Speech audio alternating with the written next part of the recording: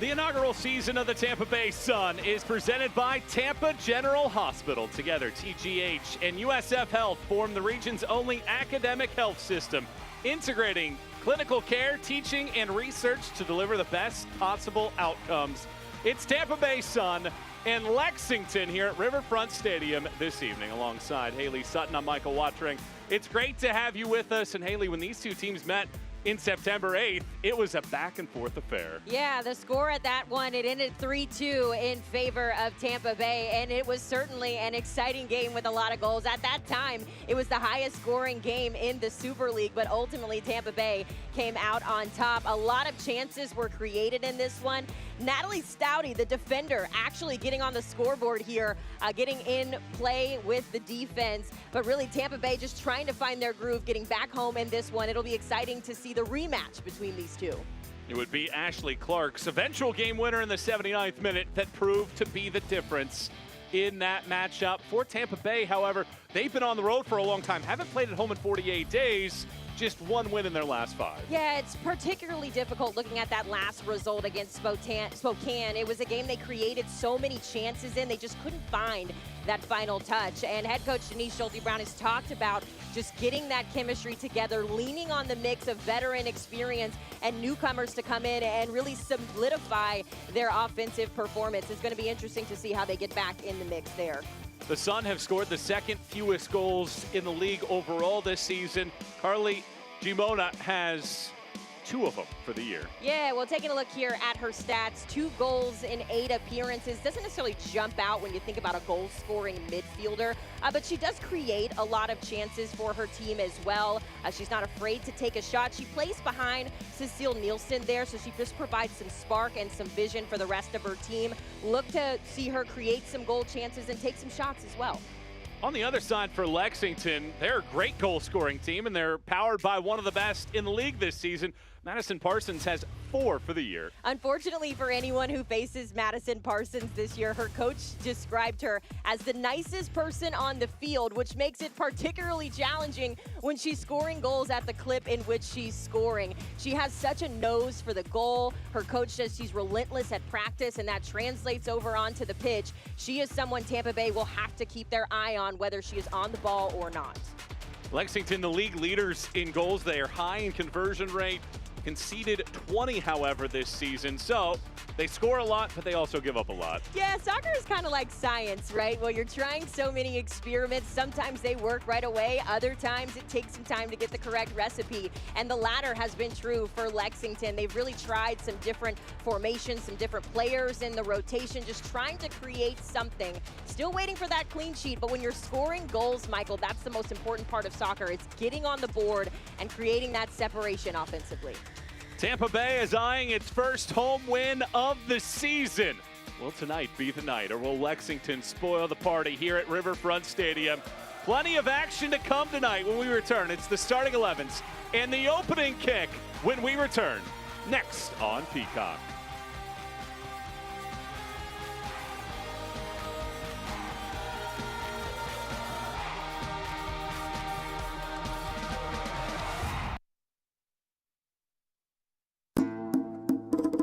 New flavors, the same traditions. Be the guest of honor. Add more flavor to your parties.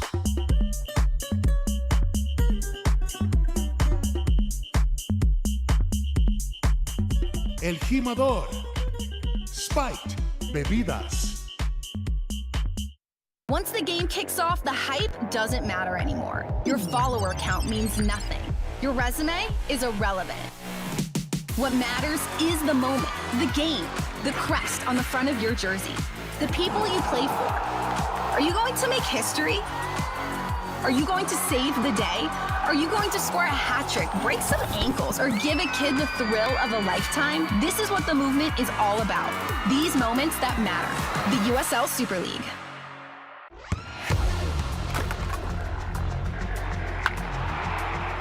We all have goals. But let's be honest. Most of us aren't going to be professional athletes. But if your goal is to finish your degree, we can help. Come to a university that puts your goals first. Bellevue University, your partner in finishing goals.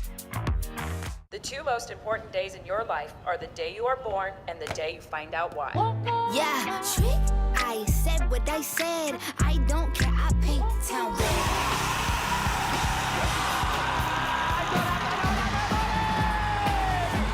If you can survive this, it's going to make the whole story that much better. The bright horses are broken free from the fields.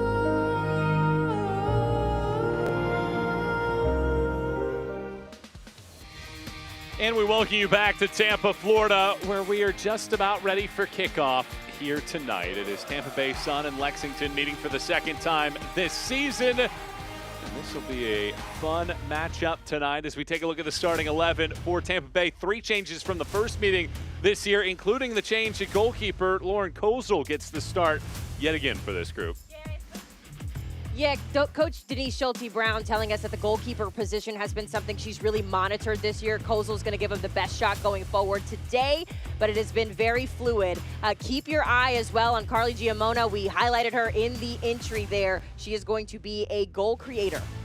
For Lexington this evening, 4 different starters from that first meeting back in September. They can score, and Madison Perez, one of the defenders, leads the league in assists. Yeah, got in on the scoring action, a connection between Maddie and Maddie as Maddie Perez and Maddie Parsons connected in that last game. Look for Lexington to try and get on the scoreboard early and score a lot of goals. They lead the league coming into this game in goals scored. That is what they like to do for their game plan.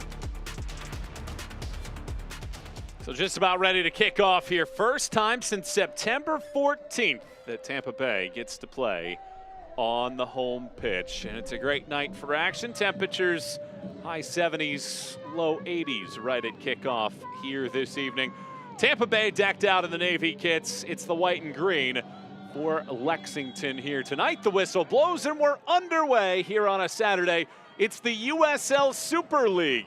And it's great to have you with us tonight. Michael Watring, Haley Sutton and her team with you for this matchup. And speaking with Denise Schulte-Brown, she mentioned the fact being on the road, it can help build a little bit of that character, help define the culture that they want to have. But between both her, Erica Timrack, and the team, super excited to be at home. Yeah, there's nothing quite like playing on your home field. You see the home Tampa Bay fans working their way into the stadium as this game gets underway. There's something about having that comfortability of your own locker room, and they're still looking for their first home game in this season. So obviously a big opportunity for Tampa Bay today.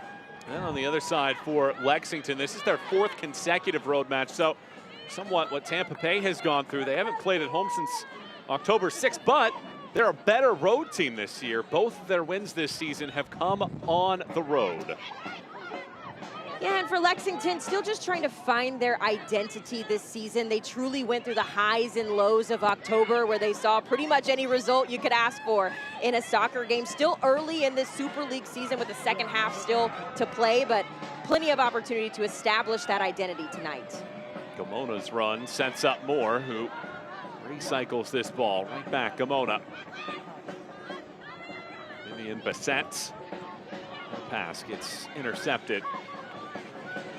And Allen trickles it back, but it's taken away. And now here goes Stouty. Unable to dart past Shin. And it's out for a throw-in here for Tampa Bay. Just 8 goals scored this season. 6 of those 8 have come in their victories, where they scored 3 times in each. Listro. Stouty. Timrack lines it up, hits a body. Second phase, Gamona. Gamona blasts it, yet again denied. Finally gets a piece around the defender, but it hits the side netting and it's out for a goal kick. Well, you're seeing Gamona's impact very early in this one. She had a couple of really great opportunities their last game out, just wasn't able to connect and find that finish, but she is a relentless player in front of the goal. She likes to create chances, not afraid to get a shot off. As I mentioned earlier, you saw on that graphic, she is going to be a player that Tampa Bay will want to work the offense through in this game. Lexington get its first burst. In that first meeting this season, Tampa Bay scored the first 2 goals of the match. Lexington tallied just 2 shots total in the opening 45 of that game. They never came back to tie it, even though they lost 3-2.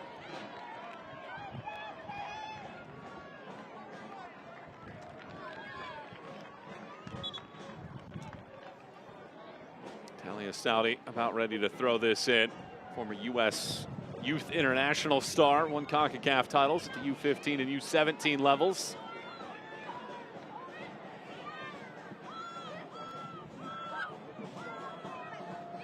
Nielsen knocks this ball down and cannot get the right foot to it to rescue it in time. Watching Nielsen's movements here on the field, she typically plays that center forward role for this Tampa Bay team, but you see her now kind of floating outside wide. Look for the outside of the pitch here to kind of create some open channels for them to work that 1-2 attack. She likes to float and then get back in and make that dangerous run into the box. You're starting to see her already navigate out wide. The ball takes a ricochet and goes out for the opening corner kick of the night. The Baldwin Group is the proud presenting sponsor of the Tampa Bay Sun. Corner kicks protect what's possible. So it will be Tim Rack that will set this one up. Deep in this corner. The veteran arcs this ball around. It winds up at the feet, but falling on the backside, Jade Moore. Jade Moore, another player that has a nose for the goal. She likes to get shots off as soon as she can get it off of her boot. Look for her to create some chances as well inside that 18.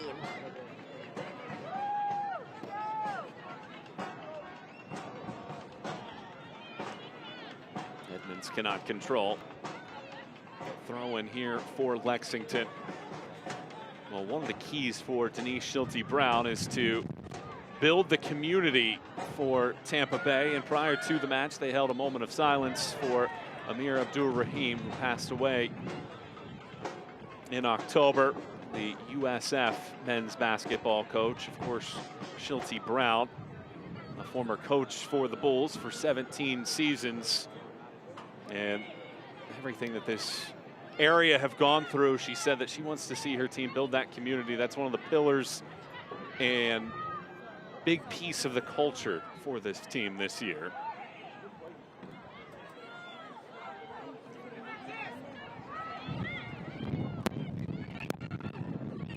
Moyer taps it over, cannot get it past Moore. Tim Rack loops it around. Moore throws it through. Tim Rack watches it just glide over the top of her boot. Shin takes it away.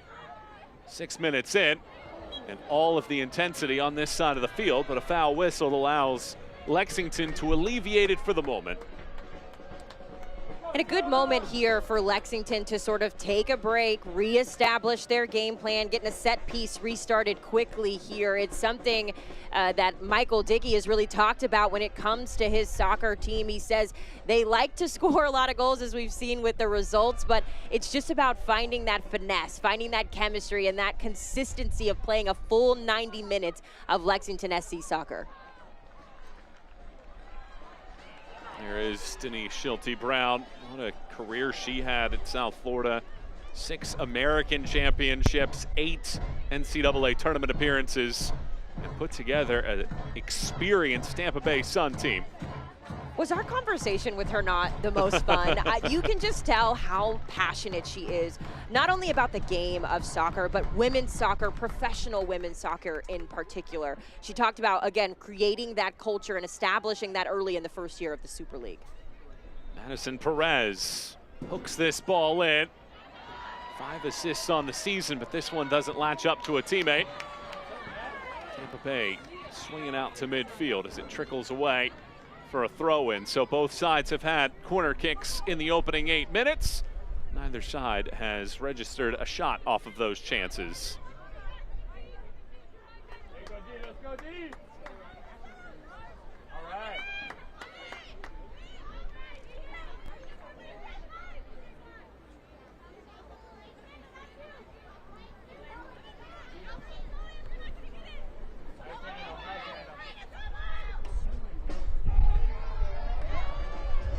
Listro, captain of this group, played for Schulte Brown at South Florida.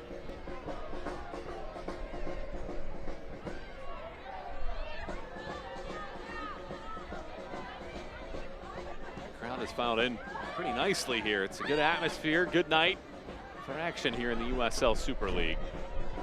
Not very many other places you should be on a Saturday night when there's soccer happening in your community. There's a look at Michael Dickey, first season. Coached the U.S. Youth teams, the Jordanian national team for a couple seasons as well. Another coach really who has praised the Super League and what it's become through this first fall run here. He told us he didn't really know what this league was going to look like for his players and what type of benefit it would have from a developmental standpoint. But so far he's been really impressed with just the competition as far as his team goes. Again, he's just trying to get them to create some consistency so that they can be one of those top teams competing each and every week. Before the throw, we're going to have a chit chat here. Alex Spilletter will converse with Cecile Flo Nielsen. Well, the person that might have the most experience about this league is Erica Timrak. She was a part of the NWSL when it first took flight in 2013, and she said it was a week-to-week thing in the NWSL, whether or not they would continue to be able to play, whether or not they had fields to play on, and she has been extremely impressed by what the USL Super League has done. And I asked her, I said, could you have imagined that there would be a time where there would be 2 women's professional leagues in this country? And she said, I would have called your bluff at that point. But that's exactly where we sit right now. And USL Super League has hit the ground running and has been a success from day one. Unfortunate that ball rolled out of bounds. What a move that was, as Tampa Bay looking to increase their offense. Look to see them be a little technical in this game, particularly with Erica Timrak. She told us she likes to be a technical player. She likes to create those chances off of her boot. So we'll see a lot of that represented for the rest of the roster as well. There's a look at Lauren Kozel, 24-year-old out of Michigan State. Allen whittles this throw. Winter over to Moyer. Excellent maneuver here. The pass is handled well. Parsons arcs this, and Kozel dives and swallows it up. That is the dangers of a Maddie Parsons on the field. She just gets that touch right on the top of the box, it looks like, but a tremendous save from Kozel. Looks like it's point blank in the gloves there, but a quick reaction, a quick shot off there. And actually, that was Cecile Flo Nielsen, excuse me.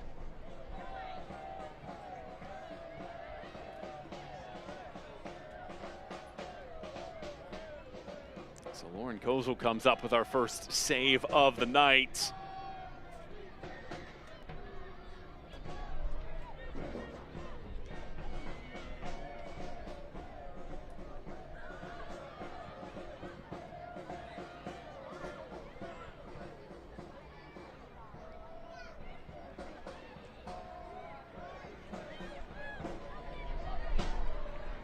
To play this ball to Nasello.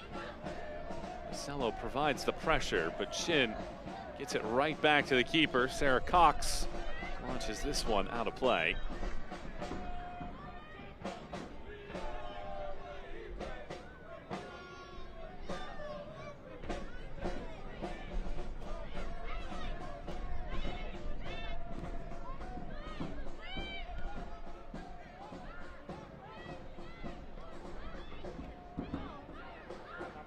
It's been a very defensive battle to this point of the game, as we've seen 12 minutes now tick by. Interesting when you think about the offense that both of these teams present typically in matchups. At this point, kind of just feeling out one another, trying to find where there's holes that they can exploit. A dangerous header back, but enough time for Sarah Cox to grab it.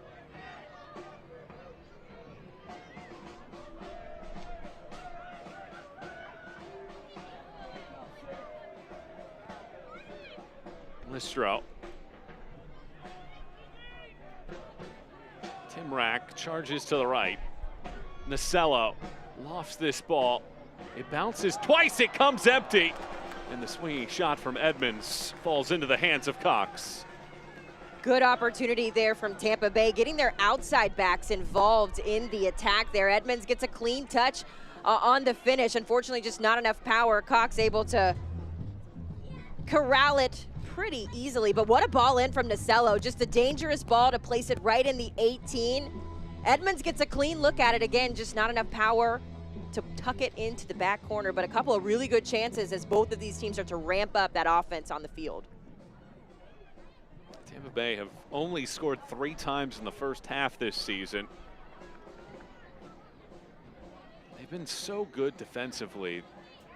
Just 7 goals conceded, the second fewest of any team in the league, that you would expect this team to be better. But where we sit right now, Erica Timrak echoed this as a foul is whistled for a free kick for Tampa.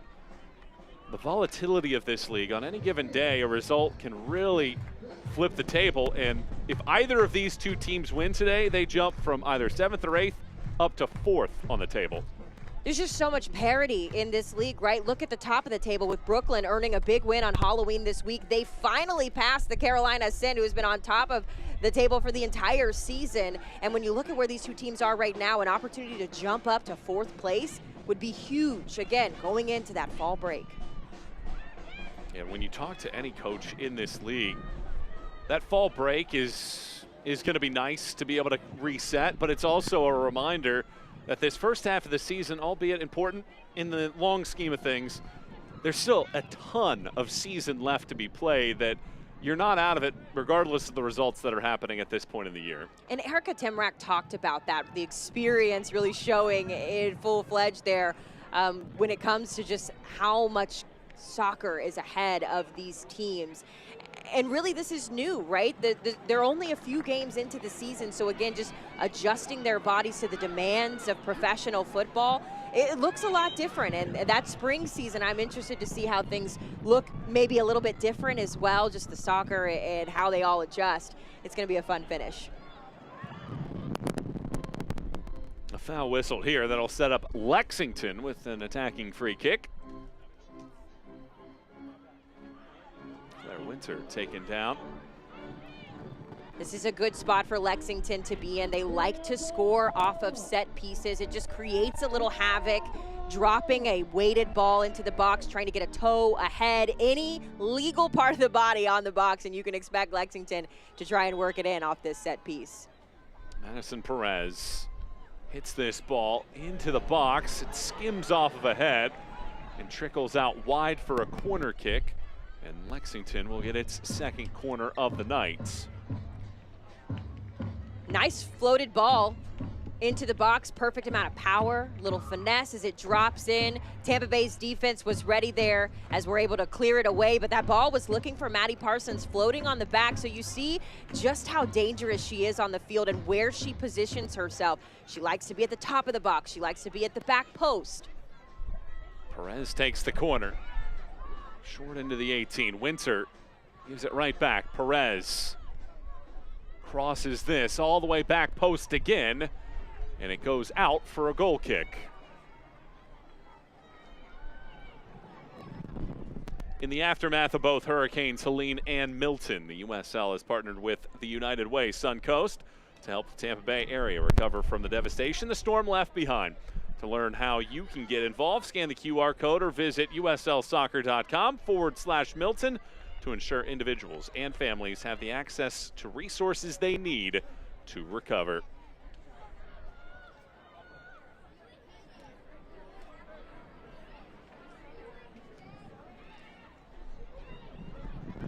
Parsons taps it out but cannot pick out a teammate. Lexington's starting to get a little bit of a grasp of the action right now.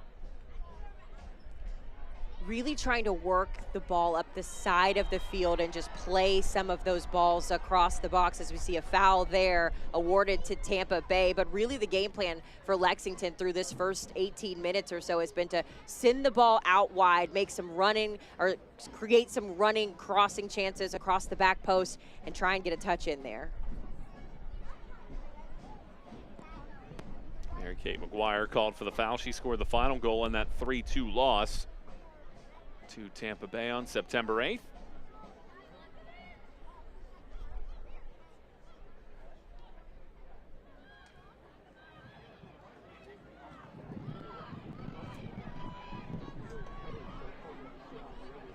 pass touched by Gomona.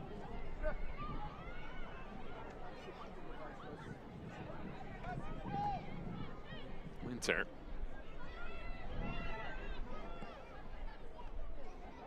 Shepard. Perez. Both of these teams being very patient in their build-up. The possession has really been a focus, particularly with Lexington here, as we see another opportunity. Kozel able to corral it, but really just focused on making sure they're connecting passes back and forth. You haven't seen a ton of big balls over the middle, just very much pass to feet, waiting for those perfect opportunities to open up.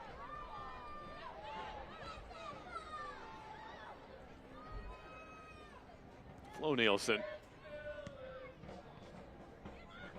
Allen rifles it across the pitch. Edmund shields Parsons and then draws the foul on Madison Parsons. Well, Coach Dickey told you she was a nice player there as she's able to help up the opponent. Maybe some influence from the fans there on the call as well. Just a little too aggressive from Maddie Parsons on the defense. Maestro lines this one up for Flo Nielsen and it goes out. 20th minute of play here. Scoreless so far between Tampa Bay and Lexington.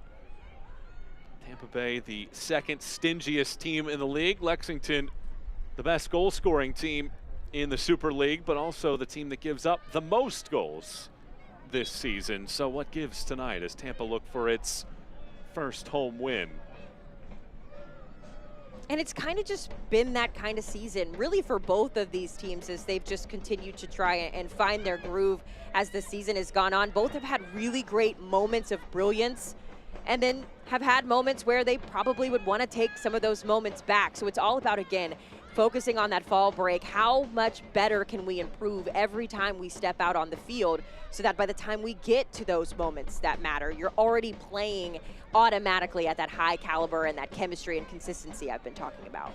I think every team in this league has dealt with it. Even with this Tampa Bay team that might be the most experienced group of any team with all the accolades that they have, you're still bringing in a group of 20 to 25 players from different environments, different backgrounds, and trying to get them all together on the same page without the infrastructure of a team that's been around for a long time to know that, hey, this is where we're practicing, to know that this is our meeting times, this is how everything works out.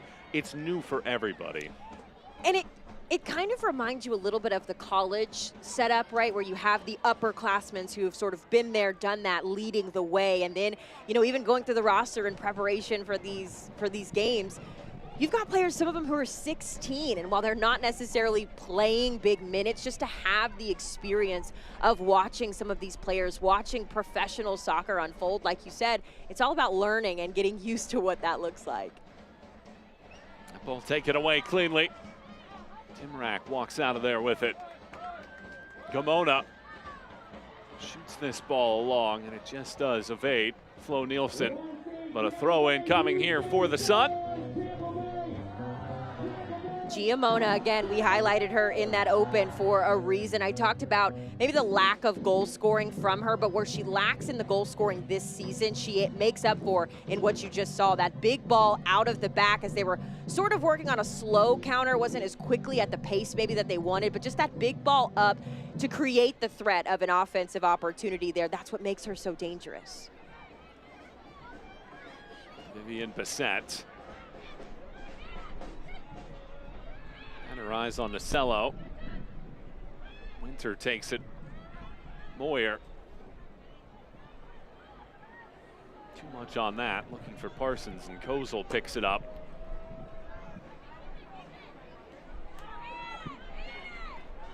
It's interesting watching Lauren Kozel as well on the field. showing off a little bit of her footwork there, which is a very good skill to have for a goalkeeper. But with this whole goalkeeper room for Tampa Bay, there's been a lot of movement. Coach Schulte Brown told us that she thinks they have the 3 best goalkeepers in the league. The problem is just finding that consistency, and a lot of that comes from the fact that they've played so many games on the road. It's hard to adjust to the different environments when you're bouncing around from stadium to stadium across the country. But she says Lauren Kozel right now gives them a little bit more of an edge than the rest of the goalkeepers in that room. Stouty all the way along the sideline. It stays in play.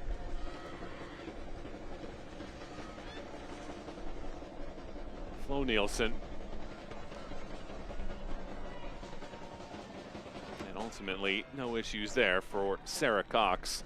I think going back to your point, goalkeeping in general, the most difficult position in the sport, because it isn't like the other sports or the other positions on the field where you can come in as a sub midway through. Look at Sarah Cox, the Lexington keeper. She was the backup for Jane Campbell, who's with the U.S. Women's National Team, and of course with the Houston Dash in the NWSL. And you have a player of her caliber for Sarah Cox, terrific talent, but hasn't quite had those same #1 reps that you would normally get as a player in the other positions.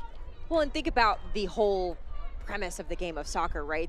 The goal is to score more than the other team, and unfortunately for goalkeepers, that means that this entire game is set up to go against you, and sometimes the results aren't necessarily reflective of the performance you've personally had, but the reality is when you're a goalkeeper and the score is saying 2-0, 3-1, et cetera, a lot of that naturally falls on your plate. So I think with goalkeeping as well, the mental aspect of the position is so big too. You have to have a player who is willing to go through the ebbs and flows of a season where you come in last minute as a backup or you don't get the minutes you think you deserve. It's really mental as much as it is physical.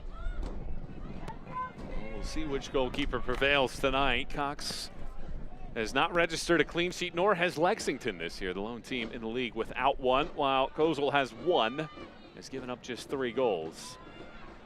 Timrak leaps through defenders. Flo Nielsen, too much on that as it trickles out for a throw. Select is the official match ball supplier of the USL Super League and many elite leagues throughout Europe. Visit us.select-sport.com for the latest Select product specials and more. Select, the player's choice.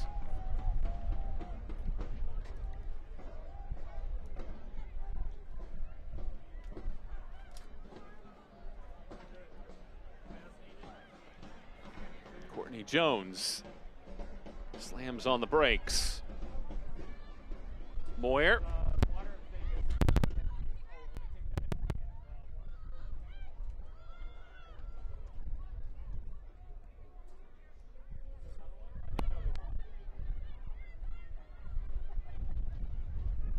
Tampa Bay sitting back now, making it difficult for Lexington to bust through. And again, that patience right now just on full display for Coach Dickey's squad here. He talked a lot about how this team has a lot of really good ideas in their head and on paper. It's just been a challenge to find that execution, find that final touch, and seeing the changes he's made in the lineup as the season has gone on. It's really just, like I said in the open, a science experiment. With soccer too, it's not like basketball where, you know, it's quick moving and you can check in and check out and keep the bodies fresh. It's really a game that you have to wait and allow it to develop, and then you react to what is happening in front of you, if that makes sense. So another coaching challenge as well in this league where all of these players are really trying to make a name for themselves. And he talked about they're very efficient when they do get goal scoring chances. The problem is they don't create the volume that they would like, and ultimately though said as much as goal scoring valuable, important, they need to find a way to get a shutout at this point in the season, still without one for the year.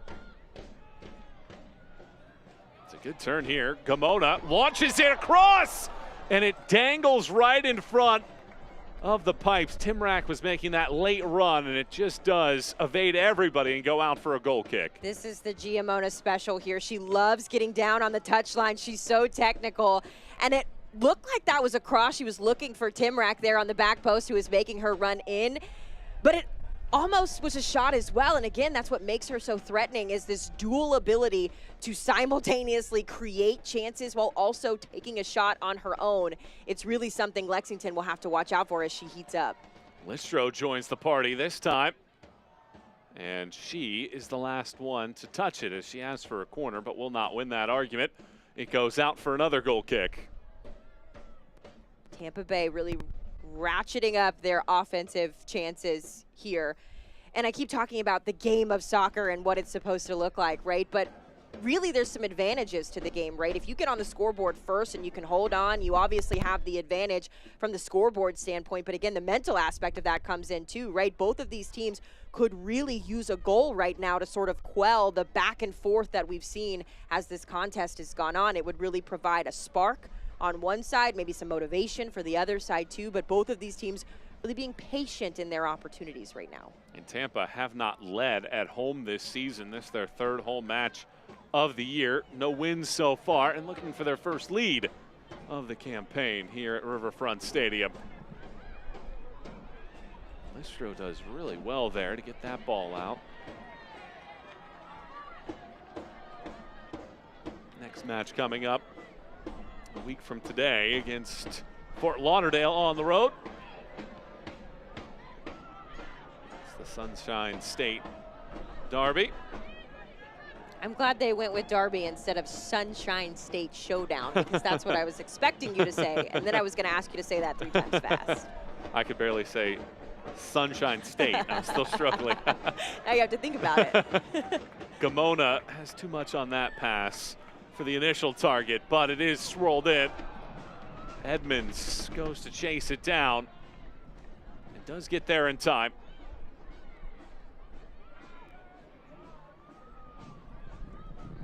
Another high arcing cross in. Stouty watches Cox pick it up. And we have an injured player back across midfield. Looks like that's Emma Johnson, a 17-year-old midfielder. I think that was that contact that she made with Jordan Listro prior to this sequence when the two went down, and she was never able to get up to her feet and will require some medical attention now on that right foot. Almost looks like she's cramping. It looks like the athletic trainer there just coming over trying to loosen up back of the foot, back of the leg there, which makes sense because of the current conditions outside. Obviously not as warm as it could be in the Sunshine State right now in Tampa. But nonetheless, the humidity is something that really can be a challenge in a game like soccer. You're playing for so many minutes consecutively. You're moving the entire time there. You see as well, she's got that K-tape on the back of her leg, so already kind of working through some stuff as it is. Hopefully she's able to just loosen up and nothing too serious for Johnson.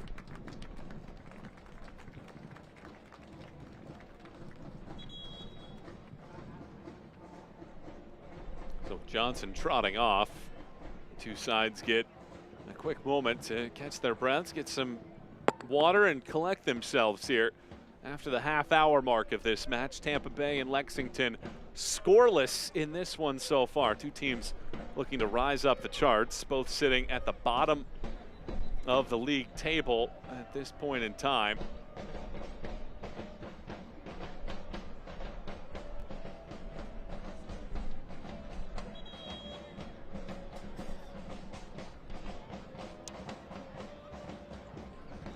Michael Watring, Haley Sutton, and our team with you here today, enjoying the action here in Tampa, Florida for this matchup. Well, so many different things can happen, but Brooklyn atop the table, but they've also played 2 more matches than Tampa, 1 more than Lexington, so things can change in the blink of an eye at any point. And also taking a look around the rest of the USL family, the Tampa Bay Rowdies have taken a 1-0 lead at Detroit in the playoffs. Cal Jennings has scored in the 19th minute, so the Rowdies lead in that matchup.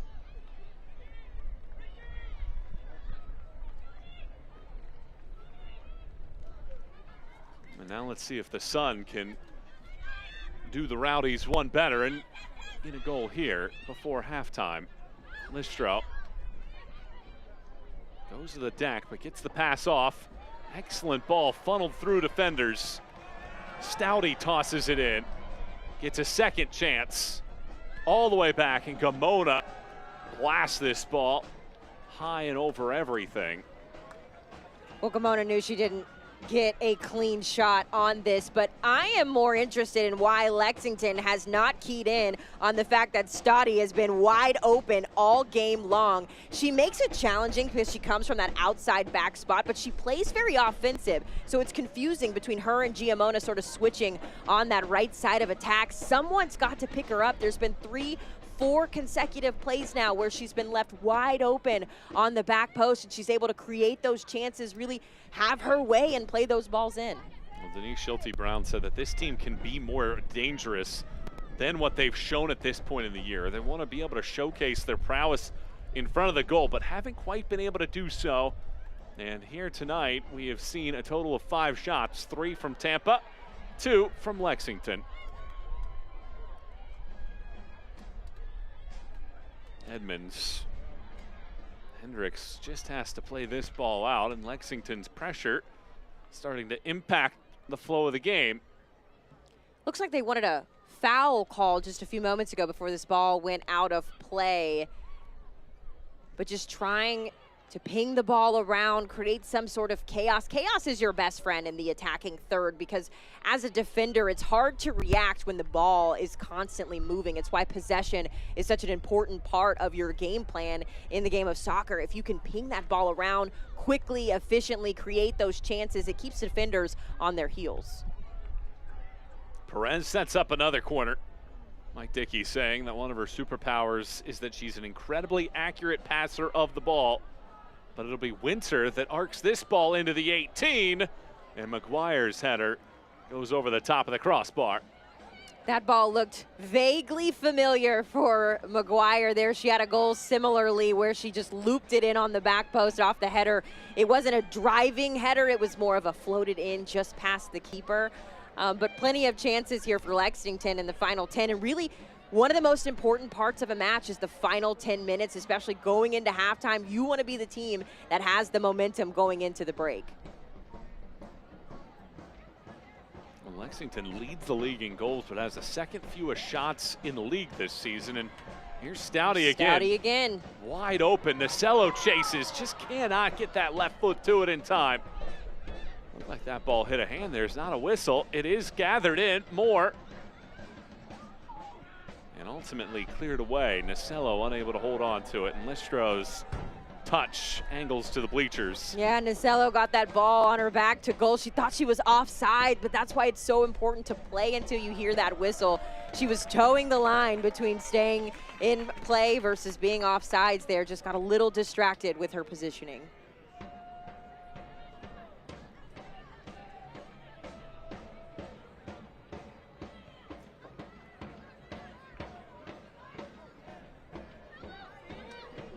Nasello hits the deck. Winter did enough to play her off of that, and it goes all the way down the field and out.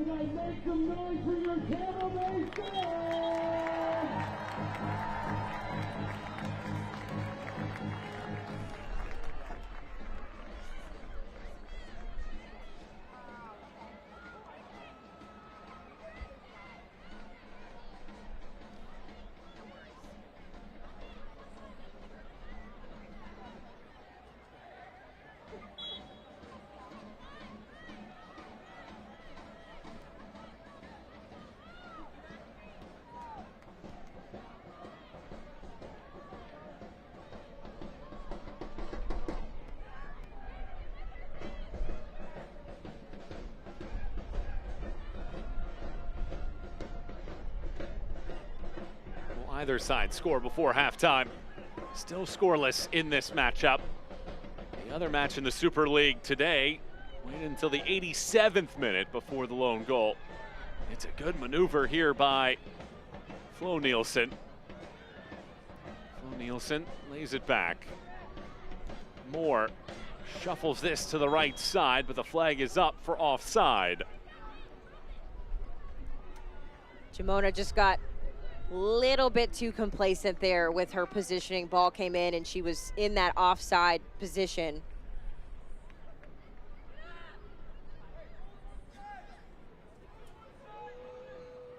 Sarah Cox, 30 years of age. Played collegiately at Stanford. Has played in the WPSL as well. Third in the league entering the night in saves for the year.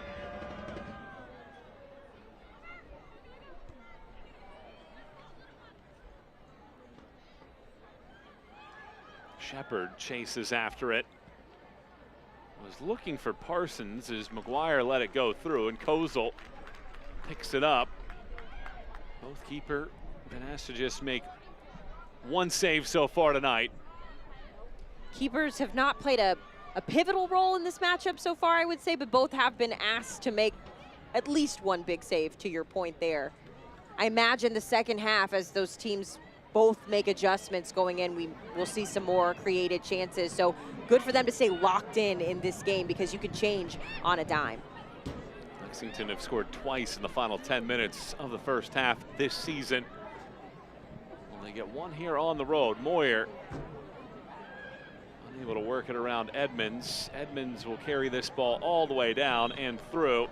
Edmonds, a veteran of the NWSL, top 30 all time in both appearances and minutes. And the assistant referee is saying that Edmonds was the last to touch it, and it's a corner kick here rather than a goal kick. And she won't win that argument, so Lexington get the benefit here of the call for a corner. This would be a great time for Lexington to break through. We've talked about their ability to score goals in this league, sort of letting the time wind down. We've got entering the final 5 plus stoppage here. A 1-0 lead would be massive going into the break. Now Mary Kate McGuire heads over to take the corner with Amanda Allen. McGuire charges through, used the left foot, cannot get it past the defender. Edmonds that time definitely touched it. A chance maybe for a break here for Tampa Bay. Nacello goes to the middle of the field. Ultimately is cut off by Sydney Shepard. Cello got a bit of tunnel vision there, just couldn't get the ball off of her foot. But once again, Stottie wide open on that right side. She was making a streaking run off the back post here, had to get back to recover. Good throw in there by Winter. Amanda Allen was hustling after it. The 19-year-old from Canada didn't get enough on it to challenge Kozel.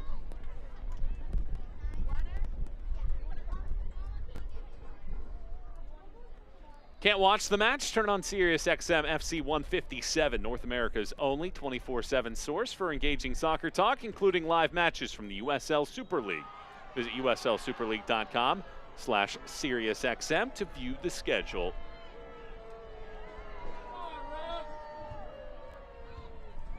Tough call there for Brooke Hendricks. Got tangled up with the Lexington player on the ground. Referee gave her a talking to after it as well. I think their feet just got tangled up a little bit there, but again, another set piece, something Lexington enjoys.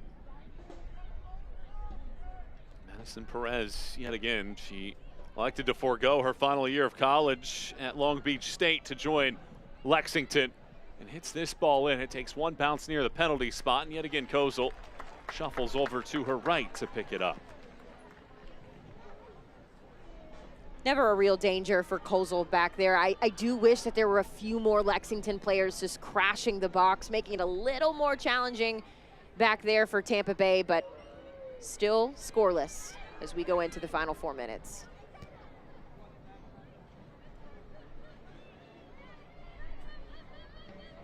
Winter's pass gets knocked down. She picks it back up. Moyer. Amanda Allen. Allen dances past Listro. Listro does well to hold on there. Listro played with the Orlando Pride when Amanda Allen was there as well, both former teammates in the NWSL. A lot of connections on the roster for both of these teams. It's so interesting as well when you're going through it and you just see the journey that some of these players have had. Turkey, Israel, some of the top programs in Scotland, England, so much variety. Parsons gets ahead to it and whips it wide.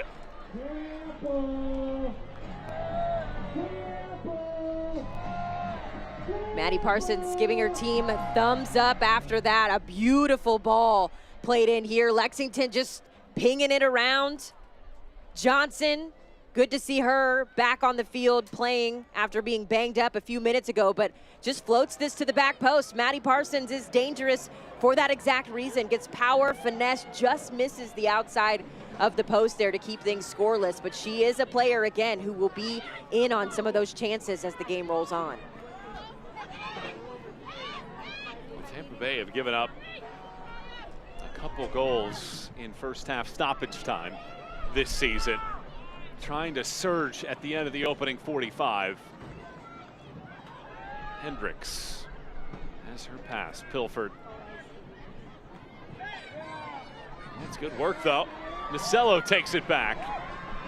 3 defenders all over her. Instead taps it over. Gamona had it, but we get a whistle for a foul to bring this one back, and Tampa Bay will get a good location to try to make something happen.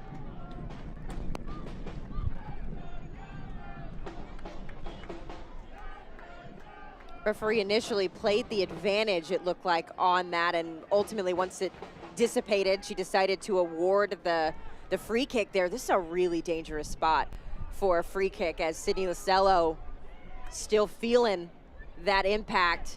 Went into a lot of pressure. Player just came through, wasn't expecting it, but now they're in a situation where this is a very dangerous set piece location. As I was mentioning, the referee sort of setting up all of the players, but really this is a 50-50 shot. You take this, you make Cox force her to make a save, or you send in a floating ball and hope that your trailing players get a touch on there and create that chaos I was talking about earlier. This is the prime positioning for one of those goals. 2 minutes of first half stoppage time. Jade Moore and Kristen Edmonds stand over the top. Edmonds wanders past. Moore hits this ball right side of the cage. Headed, but a foul whistled as Hendricks right through the backside of a Lexington defender. Hendricks, very physical player, another one of those Tampa Bay members that has racked up so much experiences across various leagues, and when you're playing it's so many different styles and with so many different kinds of teammates and in so many different countries, you really sort of evolve your game where you're able to adjust and you're playing a much more physical style of soccer, and it doesn't faze you as much anymore when you're going in for those 50-50 tackles because you've got the confidence to go in and do what you've been trained throughout all of that experience.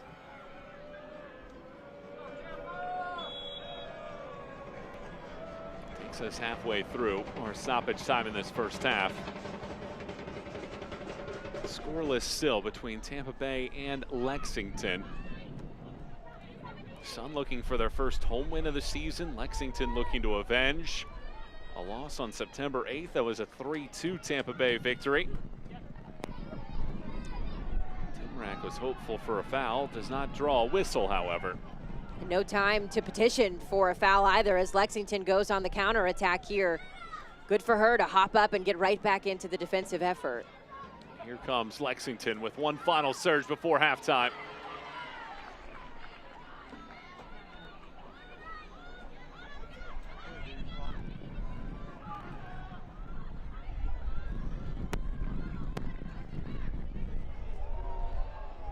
Jones crosses this ball in. It ricochets off of a defender and goes out. And Tampa will have to deal with one more corner before halftime. For Lexington, it is their fourth corner of the night.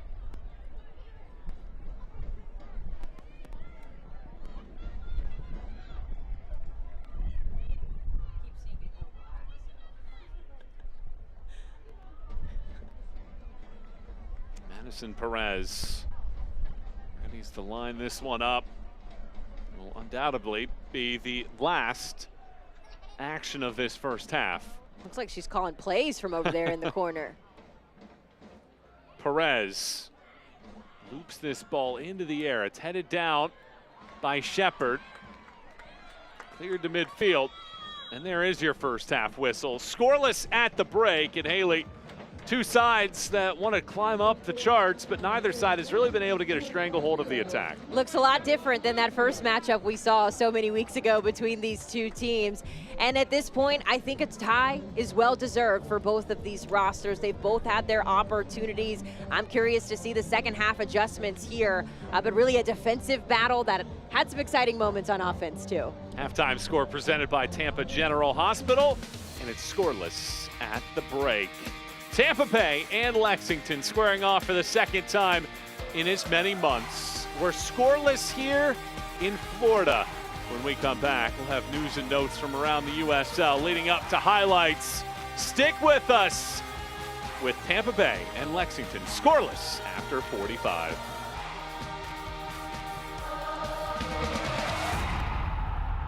The game kicks off, the hype doesn't matter anymore. Your follower count means nothing. Your resume is irrelevant. What matters is the moment, the game, the crest on the front of your jersey, the people you play for. Are you going to make history?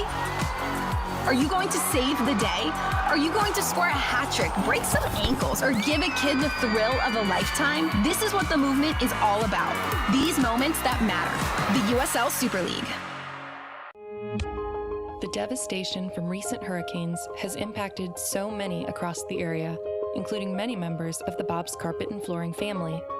We've heard the stories and witnessed firsthand the devastating impact of the storms, and our thoughts are with each of you. We live in and love these communities too, and want to do what we can to help. Rebuilding will take time, but we're here for you when you need us. I started using when I was 13.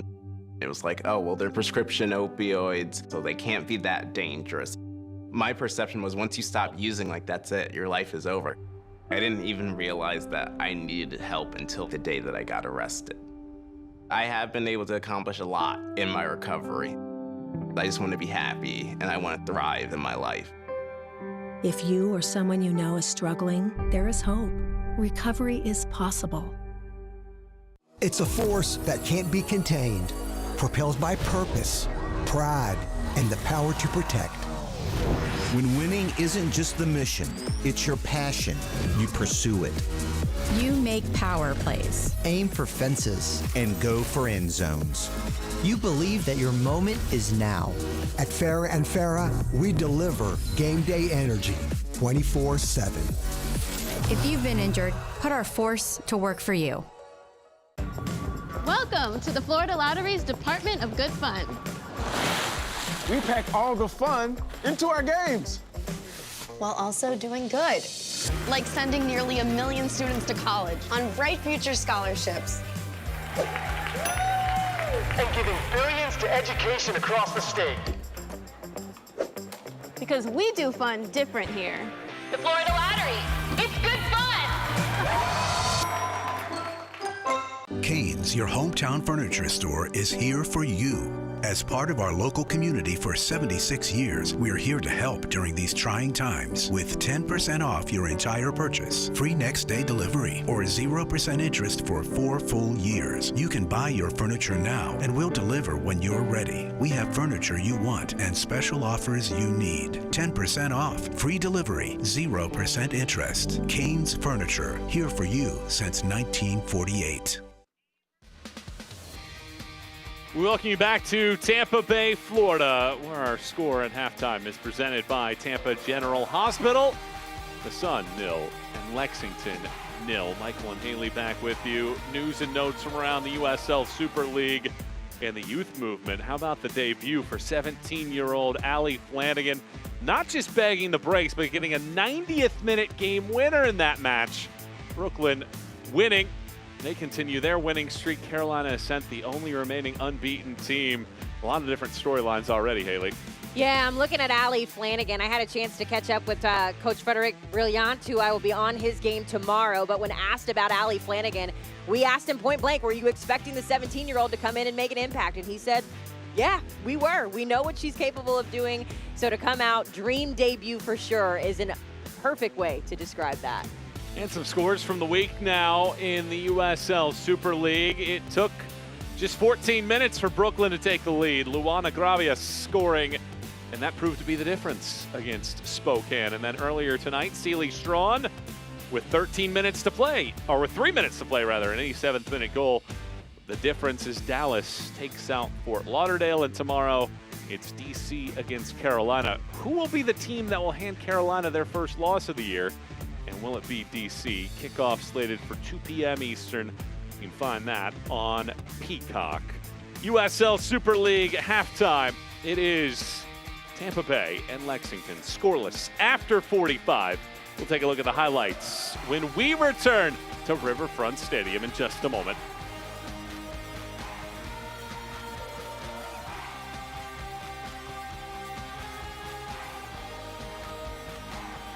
Once the game kicks off, the hype doesn't matter anymore. Your follower count means nothing. Your resume is irrelevant. What matters is the moment, the game, the crest on the front of your jersey, the people you play for. Are you going to make history? Are you going to save the day? Are you going to score a hat trick, break some ankles, or give a kid the thrill of a lifetime? This is what the movement is all about. These moments that matter. The USL Super League.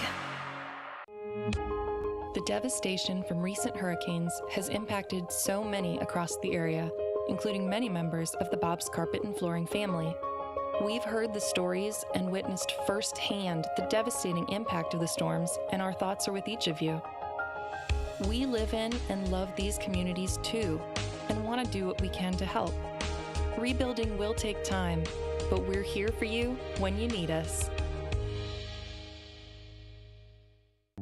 I started using when I was 13. It was like, oh, well, they're prescription opioids, so they can't be that dangerous. My perception was once you stop using, like, that's it, your life is over.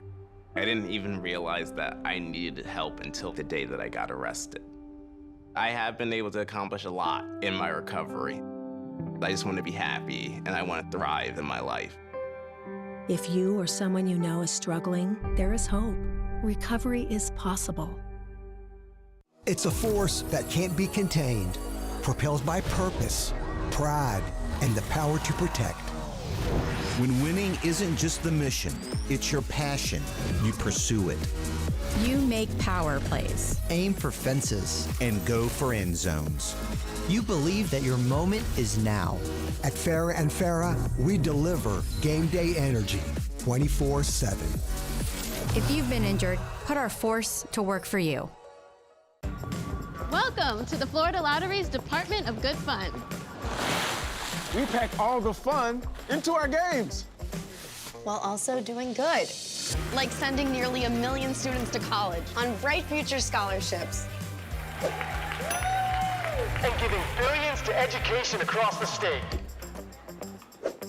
Because we do fun different here. The Florida Lottery. It's good fun. Canes, your hometown furniture store, is here for you. As part of our local community for 76 years, we're here to help during these trying times with 10% off your entire purchase, free next day delivery, or 0% interest for 4 full years. You can buy your furniture now and we'll deliver when you're ready. We have furniture you want and special offers you need. 10% off, free delivery, 0% interest. Canes Furniture, here for you since 1948. Michael and Haley back with you here in Tampa, where Tampa Bay Sun and Lexington square off for the second time this season. Well, Haley, when you watch this match, really just been difficult for both sides to find space, but Lauren Kozel with a great save here from Maddie Parsons. Yeah, Maddie Parsons is going to do that all game, all season long. That's kind of her bread and butter right at the top of the box, but a good save from Kozel. This was a great chance for Tampa Bay. Stottie's been wide open on that right side all game long. She puts a dangerous ball in play. Unfortunately, Tampa Bay not able to get the finish from Edmonds there. But really, it's been a defensive battle as both of these teams have tried to work through.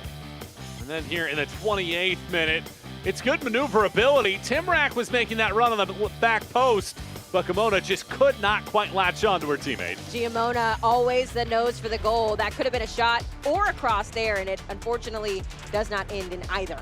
And you see the first half stats in this one.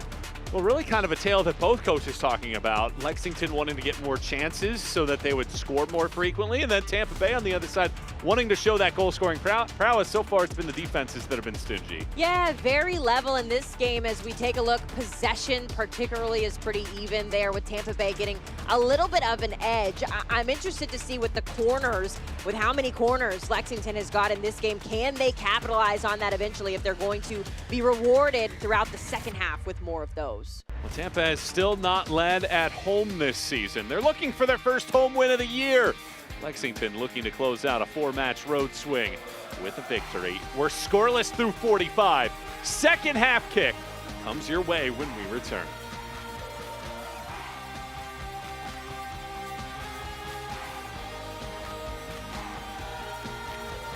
Once the game kicks off, the hype doesn't matter anymore. Your follower count means nothing. Your resume is irrelevant. What matters is the moment, the game, the crest on the front of your jersey, the people you play for. Are you going to make history? Are you going to save the day? Are you going to score a hat trick, break some ankles, or give a kid the thrill of a lifetime? This is what the movement is all about. These moments that matter. The USL Super League. The devastation from recent hurricanes has impacted so many across the area, including many members of the Bob's Carpet and Flooring family. We've heard the stories and witnessed firsthand the devastating impact of the storms, and our thoughts are with each of you. We live in and love these communities too, and want to do what we can to help. Rebuilding will take time, but we're here for you when you need us. I started using when I was 13. It was like, oh, well, they're prescription opioids, so they can't be that dangerous. My perception was once you stop using, like, that's it, your life is over. I didn't even realize that I needed help until the day that I got arrested. I have been able to accomplish a lot in my recovery. I just want to be happy and I want to thrive in my life. If you or someone you know is struggling, there is hope. Recovery is possible. It's a force that can't be contained, propelled by purpose, pride, and the power to protect. When winning isn't just the mission, it's your passion. You pursue it. You make power plays. Aim for fences. And go for end zones. You believe that your moment is now. At Farrah and Farrah, we deliver game day energy 24/7. If you've been injured, put our force to work for you. Welcome to the Florida Lottery's Department of Good Fun. We pack all the fun into our games. While also doing good. Like sending nearly 1 million students to college on bright future scholarships. And giving billions to education across the state. Because we do fun different here. The Florida Lottery. It's good fun! Canes, your hometown furniture store, is here for you. As part of our local community for 76 years, we are here to help during these trying times with 10% off your entire purchase, free next day delivery, or 0% interest for 4 full years. You can buy your furniture now and we'll deliver when you're ready. We have furniture you want and special offers you need. 10% off, free delivery, 0% interest. Canes Furniture, here for you. Halftime score is presented by Tampa General Hospital, and Tampa Bay leads Lexington. Or check that, Tampa Bay and Lexington are tied 0-0. In the first matchup, it was 3-2 on September 8th. And when you look at the standings right now, things just change on a minute-to-minute basis. These are the live standings, so if this score line holds, Tampa Bay would move back above that playoff line, but of course still some action to go tomorrow.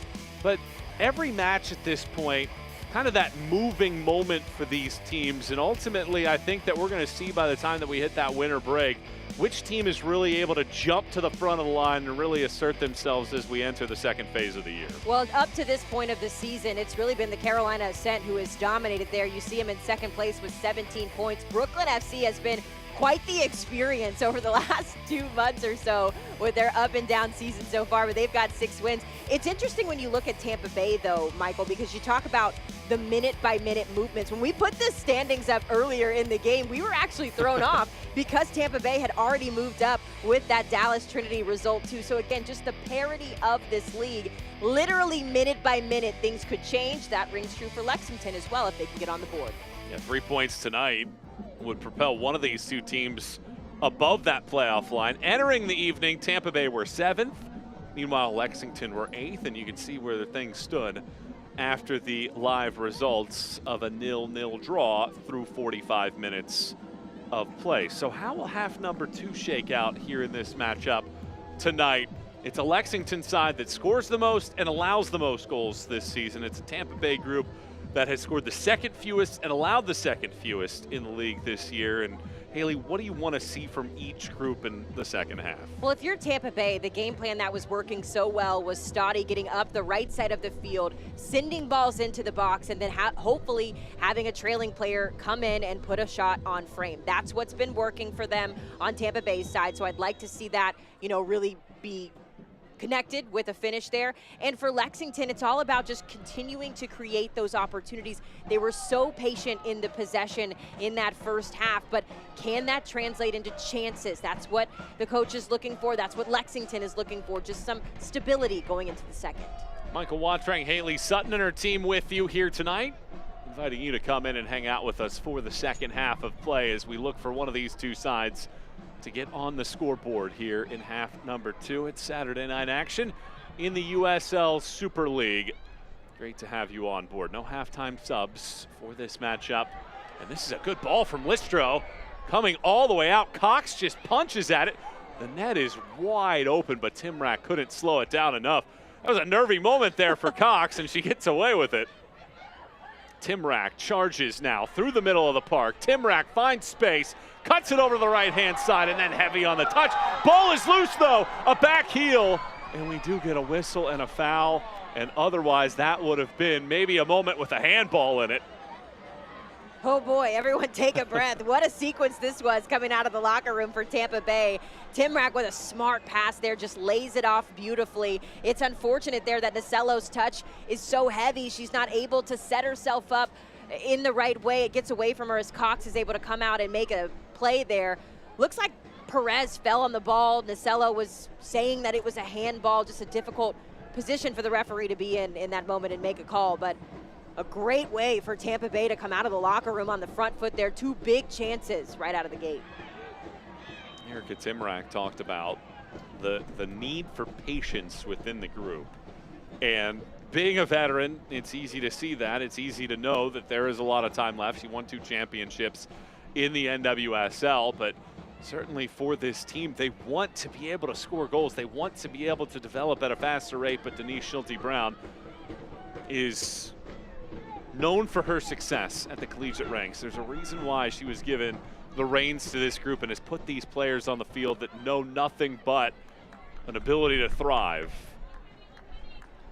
And I know it's just the first season of the Super League. It's the first season of the Schulte-Brown era, but again, going back to that word community has something that's been really important for her at every stop of her coaching career. She created that sense of community with the USF Bulls, and now she's creating that same community here in Tampa Bay. She talked about the excitement of the team arrival on the tugboat there on the water and wanting that to be a really important part of this program and getting the fans involved in that as well too.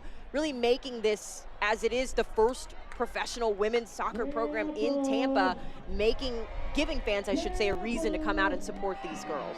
And I think that hits upon a key point for where we're at in this point in time in history. Is there such an appetite for women's professional sports? We're seeing it throughout every different sport that continues to invest the growth of the game and the fans that are here enjoying their time. Because I've always felt you give a fan one little sliver of it, they're going to want the whole bite of it in the end, and that's what we're seeing here in Tampa Bay. Well, and as a former player, I mean, I never played professionally, but just in the college ranks, that fan relationship, the support that you get from your supporters, it really does make a difference. I think, you know, soccer is a sport in America that is on the rise, particularly on the women's side. It is growing in popularity, but it's not quite there yet where we soccer nerds would want it to be, right? So a lot of times players go out on the pitch and they sort of recognize that you're out there and you're playing for your team, for your program. Now you're playing with the confidence of a community backing you. It sort of gives you a reason, an extra reason, to go out there and be motivated to perform. Well, I think expanding upon that point, you're talking about that you were once a former player that didn't get a chance to play professionally. There's so many more opportunities now. And I think that a lot of the players that are coming up through the ranks from the younger player, you're talking about 15, 16-year-olds on these rosters, there was a time where you would look at it and say, there's no chance that I'm going to ever have a chance to play professionally. Yeah. College is going to be the peak. Well, now it's become a situation where there are a lot of different opportunities in this country to get an opportunity to play professionally. And that has become the goal, and not just the collegiate ranks.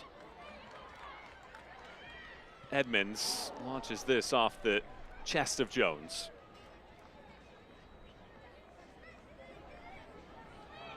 Kimona darts past one, gets past a second, twirls, lofts it back. Timrak swings the leg and had her body shaped in that direction. Couldn't quite get the pivot all the way around. Kimona just dancing there in the box around her defender. As an attacking player, as silly as it sounds, having confidence when the ball is at your feet is a really important part of developing your game. Dribbling is a very difficult skill to do, especially when you're trying to do it at pace, while you're also trying to see what's going on around you, avoid the pressures of the defense closing in on you. And that's something that Giamona's really, really good at. It's almost like the ball has a magnet to her foot where she's able to do some of those fun spin moves that get the crowd going, or, you know, get that ball off when she wants to get it off. It just makes her so much more dynamic of a player.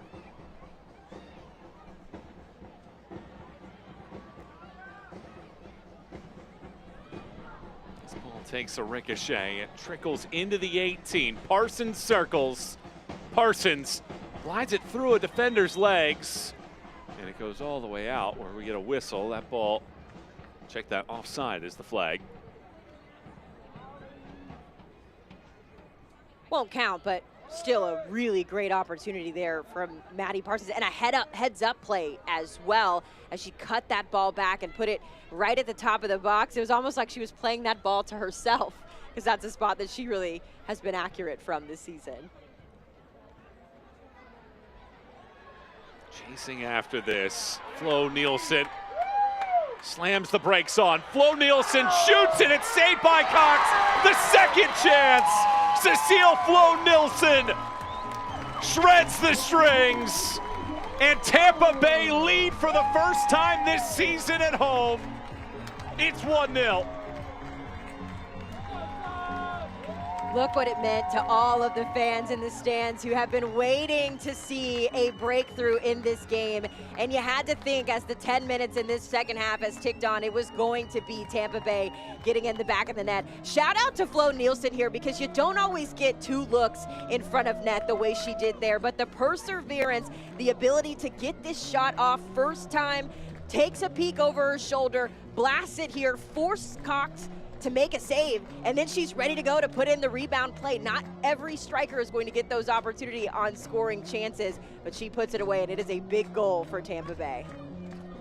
Flo Nielsen's team-leading third goal of the season. She had a brace in the nation's capital on October 2nd, and the 23-year-old from Denmark has given Tampa Bay its first lead on the home field this season, and it comes in match number 4.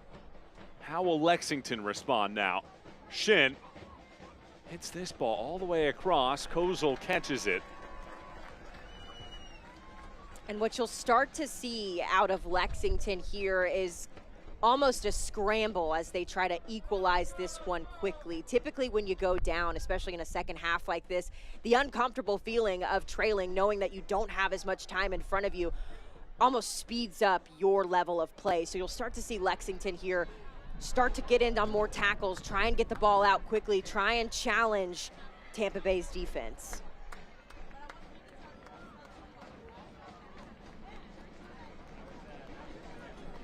has 13 second-half goals allowed this season by Lexington. For the team that has given up now 9 more than any other group in the Super League. Cox cleans this up, but it's taken away. Whistle, though, a foul is called.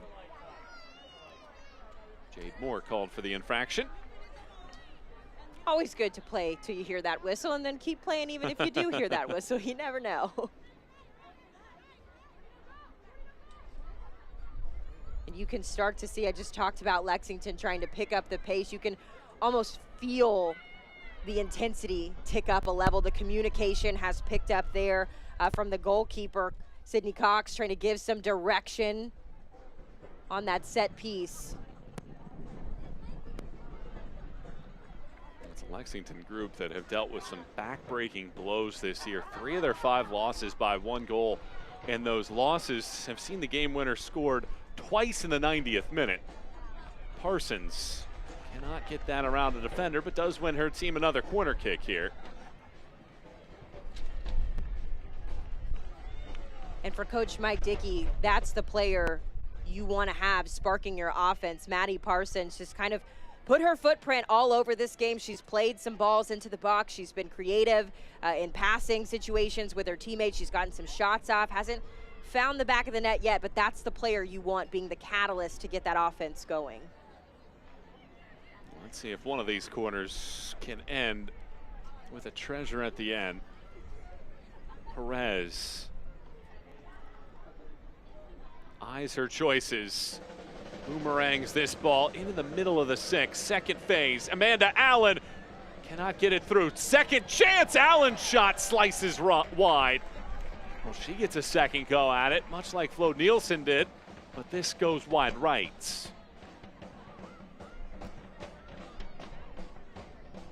Off the corner.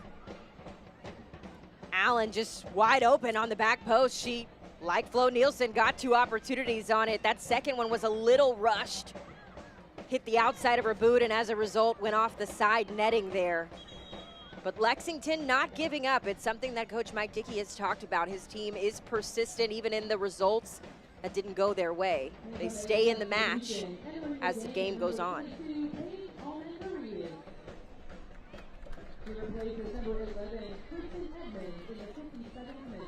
Tampa Bay makes a change. Kristen Edmonds comes out. Paige Almendares comes in. So our first change of the night brings in Almendares, 27-year-old from Sacramento.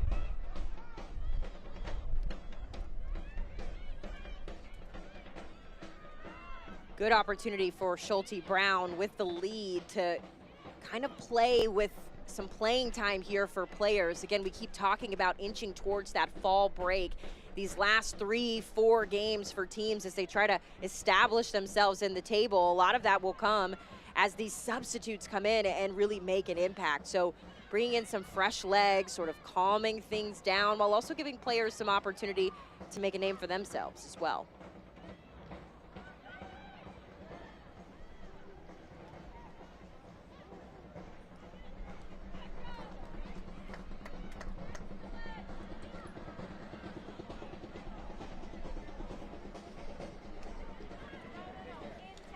Lexington have a response after Flo Nielsen's goal in the 52nd minute. Tampa Bay have the advantage. Team that had lost back-to-back matches entering the night. Johnson's pass knocked away. Gamona takes it ultimately, and then Almendares unable to spin around and hold on to the ball, and it's a throw-in for Lexington. Kaylee Utley is getting ready by the 4th official. They will not use that change right now. Johnson hits the deck and does draw the foul. Yeah, that was definitely a foul. Just got a little too comfortable there. Extended the arm, and Lexington will benefit from another very dangerous set piece.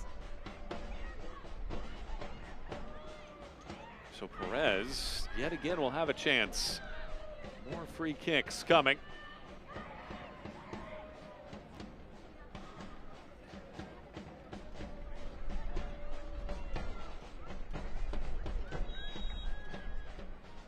Perez chips this ball, but it angles right into the midst of Kozol.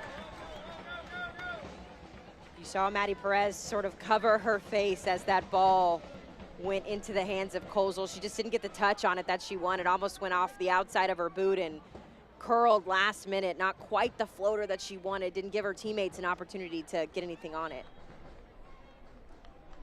Change is coming now. Utley, the 30-year-old, replaces the 17-year-old Emma Johnson here in the 60th minute.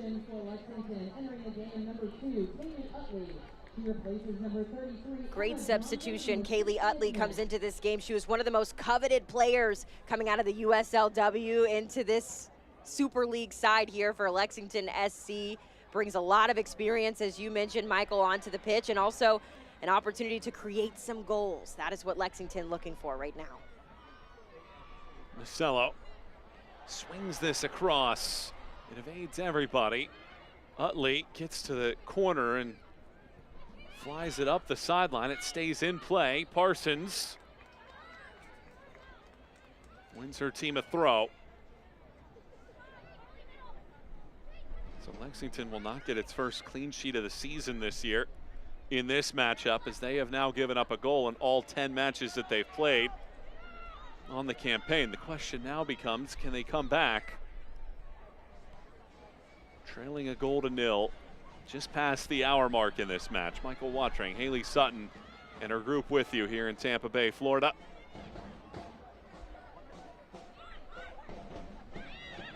And you mentioned it, just past the hour mark means there's plenty of time for Tampa Bay to get back in this game. We've seen opportunities created out of nothing.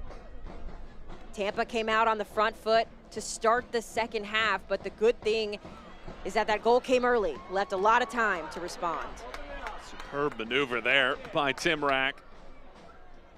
Kimona splits two defenders. Almendarez has it ricochet into the hands of a waiting Sarah Cox. Good first touch there from Almendarez as she works her way into this game. It's always hard as a substitute, especially coming in that outside back position in a formation where the coach likes to get up the field on the outside channels there. It's always difficult to come into a game and sort of have that immediate impact as a substitute because you don't quite have your legs under you. You haven't had the same miles that your teammates on the field has had as well. So a good sign for Almendarez just to get into the mix early, get a shot off there, and just settle into the match.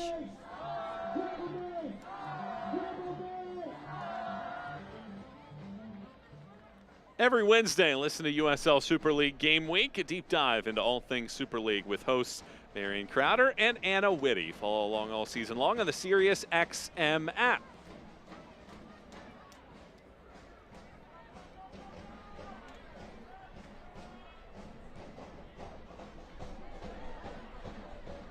Allen twirls away. She just had a chance a few minutes ago to try to find a leveler. Where will Lexington get its goal from here tonight? Team that came in with 13 goals for the season. They've only been shut out once. That was September 28th in a 1-0 loss at Brooklyn.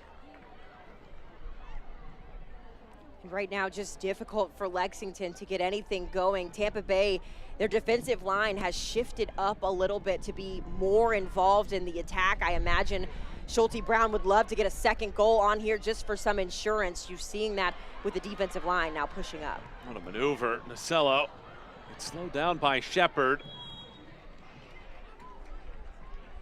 Flag is up on the far side for offside.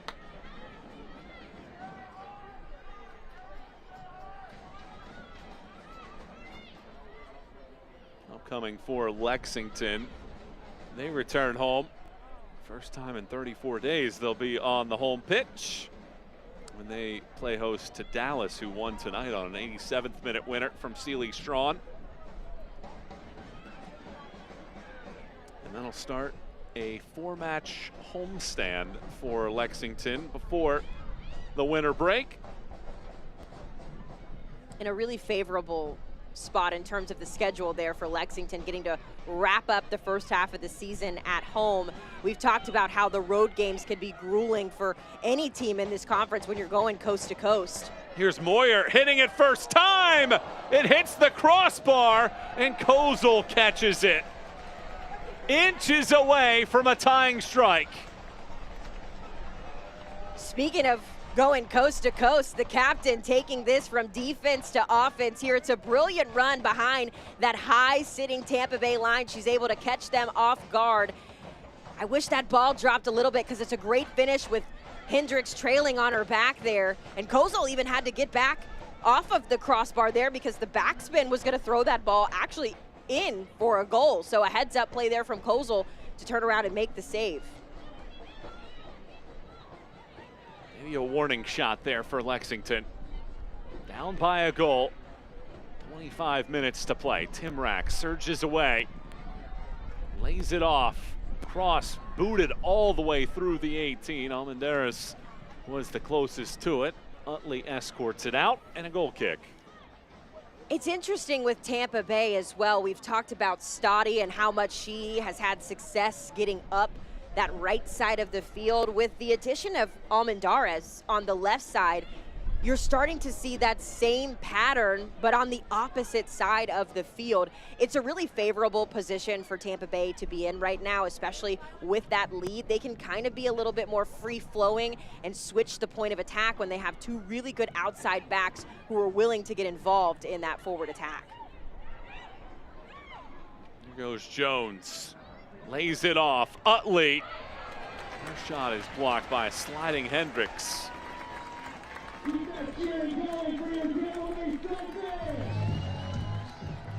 Kaylee Utley, Lexington's all-time leading scorer in the USLW, trying to establish that same kind of legacy here in the Super League.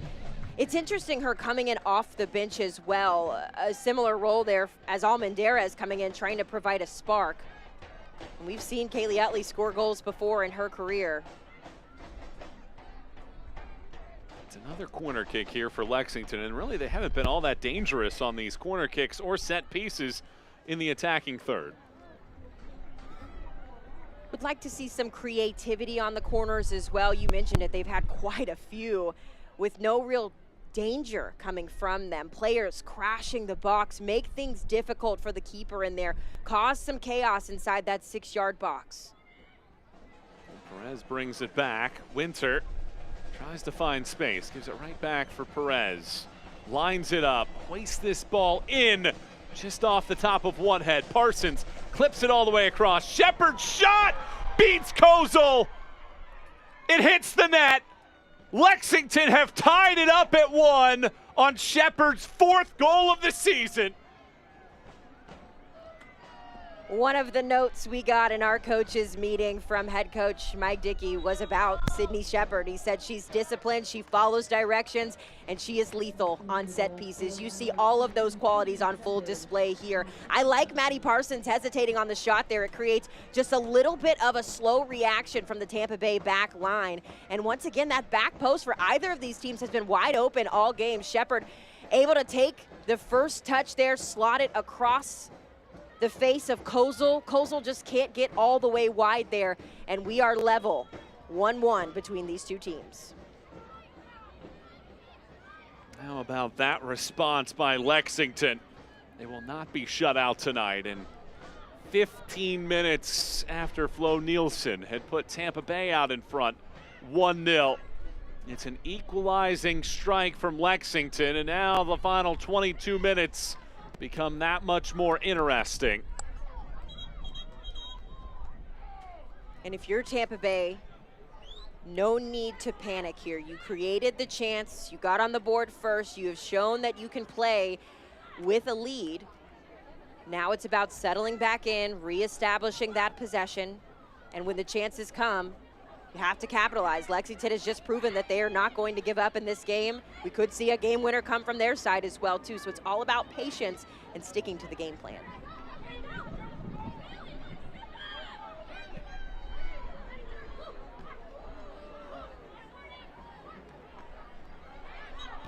Jones takes the contact and the foul. Former Clemson Tiger.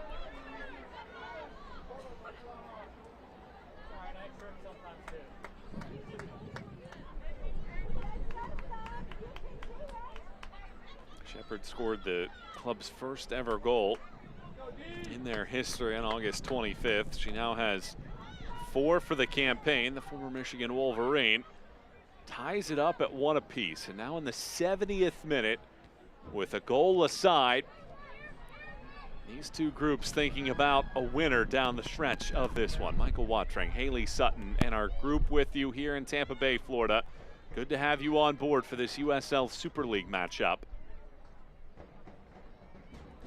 Going back to that Lexington equalizer, Sydney Shepard, rightfully so, will get the flowers for finding the back of the net, but it's another big stat for Maddie Parsons. We talk about her ability to score goals. She's got 4 on the season. She now has 4 assists on the season as well, too, which echoes all of the conversations that coaches have when they talk about Maddie Parsons. You have to make sure you know where she is on the field at all times, because when she's not scoring goals, she's setting them up. So often coaches will talk about attackers are judged by their goal scoring. And for Parsons, it's goal contributions. 8 of those already this season. And to put that in perspective, entering the night, Tampa Bay had 8 total goals scored as a team. So Parsons is getting the job done either by putting it into the net herself or picking out a teammate to set something up. It's another brilliant ball. And Great Parsons, ball from Kaylee Utley. Parsons tosses this in. Second looping cross over the top. Winter cannot tame it. Gamona launches this ball, and Cox will backpedal and slow it down.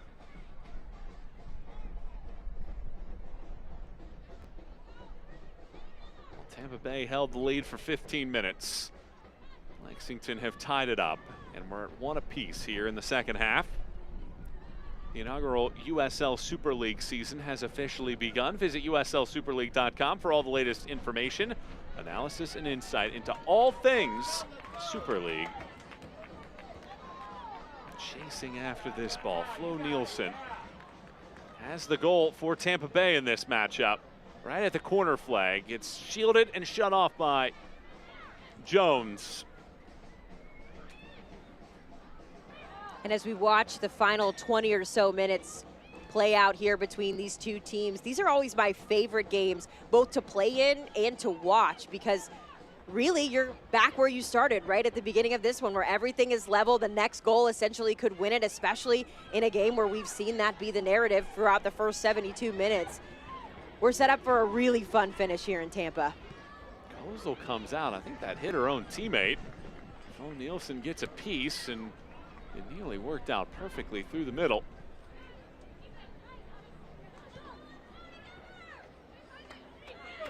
Utley tight ropes the chalk. Moyer, Winter. Tampa Bay will now take some time to defend here. Under a little bit of stress. Excellent touch by Parsons.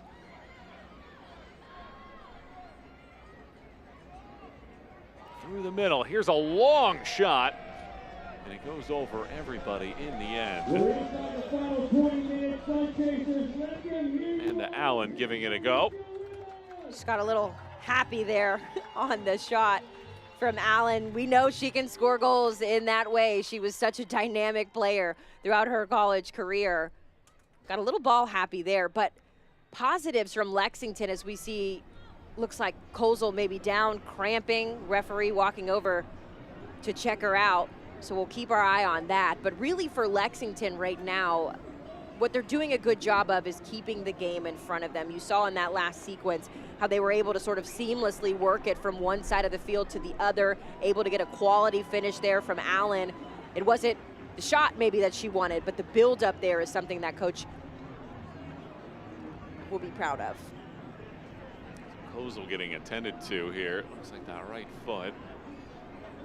And this is very much a goalkeeping tussle right now. Kozel and then Ashley Orcus as well. With great collegiate resumes. did we get to this point? Why are we at 1-1? It was scoreless at halftime and just waiting for somebody to seize control. But in the 52nd minute, this was such a good long pass from Vivian Bissett. And how about Flo Nielsen, the stick-to-itiveness to score?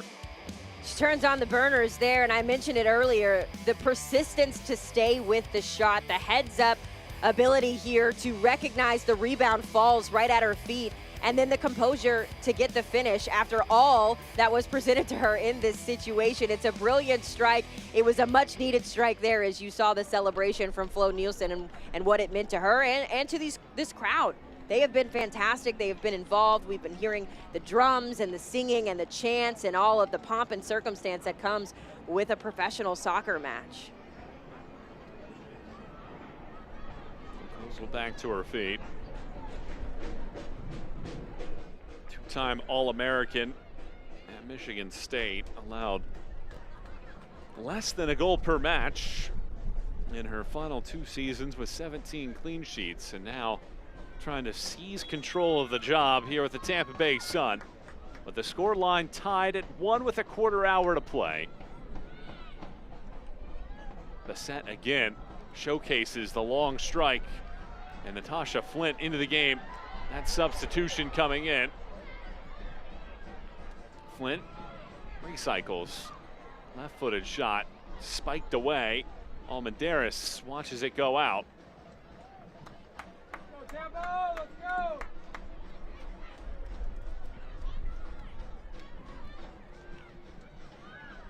Almendares shoots this ball all the way across, headed into the air, and Cox catches it.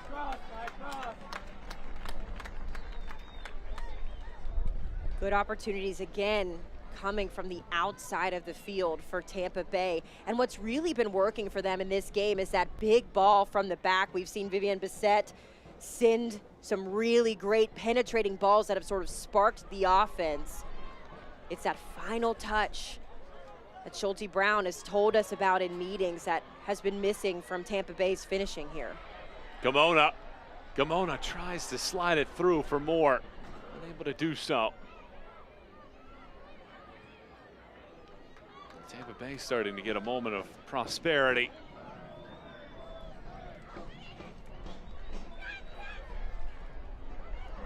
Just too much on that touch, however. And ultimately rolls out harmlessly.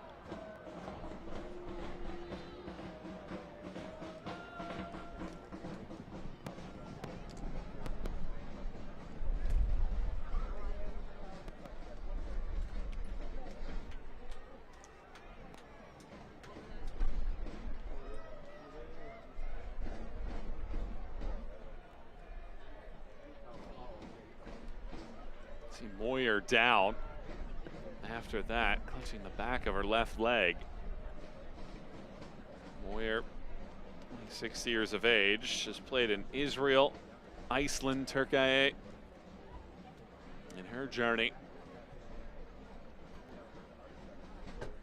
Well, we just saw what Flo Nielsen did in the 52nd minute, and how about the ability of Parsons and Shepard to connect for Lexington's equalizer in the 67th minute. It took a few seconds and a few passes, but ultimately they were able to break down this Tampa Bay Sun back line. Well, and how appropriate that this goal actually came off of a corner kick. And what we've seen from those corner kicks is Sydney Shepard's just able to slot that all the way across to the back post. They've been playing those floating balls in and not having the players come in and crash the box. So what do? They change it up. They play a simple pass from the corner. It allows the play to develop. Sydney Shepard left unmarked, and you see from the reaction there how big that goal was and what it meant to her. They've had the opportunities on corner kicks, and so again, appropriate that their first goal of this game actually comes from a set piece. Gamona and more are going to check out. Ashley Clark and Wasila Dawara Sawale are coming in for Tampa Bay to try to see this one all the way through. Flint replaced Timrak in the 11. And with just about 12 more minutes to go, trying to get the right pieces on the pitch for the stretch run, Denise Schulte Brown. And Moyer continuing to need attention. Trying to get her back and ready to roll. And of course, Lexington and Kentucky, full swing of fall weather versus Tampa Bay, Florida, where it's still hot and humid this time of year, although maybe a little more palatable at night. Only barely, just barely. It's interesting too when you see the reaction that teams have when they come in and play in a humid environment like a Tampa Bay or a Fort Lauderdale.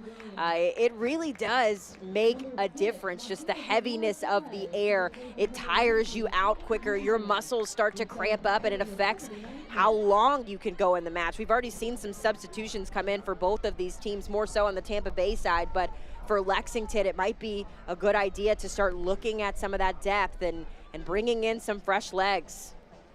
They've used just the one change with Utley coming in at the 1 hour mark. So after that stoppage, that'll add a few moments to stoppage time, you would think. And now Tampa Bay can try to accelerate their move here. Tied at 1. 10 minutes to play in the second matchup of the year.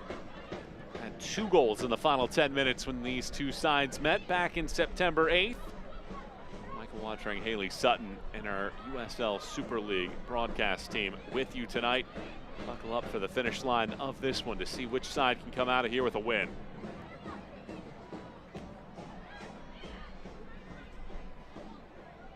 Utley measures, cranks it around. Parsons chases. Bissett, though, gets to it first. And that's the ball that you want to be playing up forward for Maddie Parsons. I just talked about the tired legs starting to kick in. Parsons just didn't have that same acceleration that we saw out of her from the beginning of this game. Allen darts past the defender. Amanda Allen launches from range and hits the crossbar. Second time in this half, Lexington have hit the woodwork. Allen nearly broke the tie. And it's so hard to believe that she's such a young player. Of course, made a name for herself by being the youngest player ever to join the Orlando Pride, but you would never guess it based on the play that we've seen out of her today. I mean, that's a brave shot. The dribbling and the foot skills it took just to get her to that point. She takes a quick look up and then fires a shot that just misses the back of the net. That's veteran stuff that we're talking about, and she's so young, so dangerous. A bright future ahead for sure. Winter gets past Almendares, loops this ball around, and it just does glide wide left, and maybe the wind helping aid that ball away from the target. Couple of really great chances, and this is a great look at the individual skill there from Amanda Allen. She's no stranger to scoring in game-winning scenarios. She had 2 goals in the group stage opener for her team Canada as she made some international duty there. She scored big goals in big moments as well at the college, or excuse me, not the college level, but in the developmental stages of her career. Just a really confident player, and when you're an attacking player, confidence is huge. You saw that on display again, to go off the crossbar like that, so close to being the game winner. It's the second time in this half that they have hit the crossbar. Moyer hit it in the 64th minute, and it was nearly going to bounce in had Kozel not tracked back to it. Her Vanderbilt fans in attendance down here in Florida. I miss those days. Saturday night with the friends, hanging out. Good vibes in the city of Tampa. I mean, the Friday night lights of high school football growing up in Texas. And oh, yeah. nothing better than that as a youngster, and now that you get these pro leagues, I would say that it would make parenting fairly easy with all the options you have now to be able to pick one out and take your kid to that game to be able to give them a show of what the future could look like.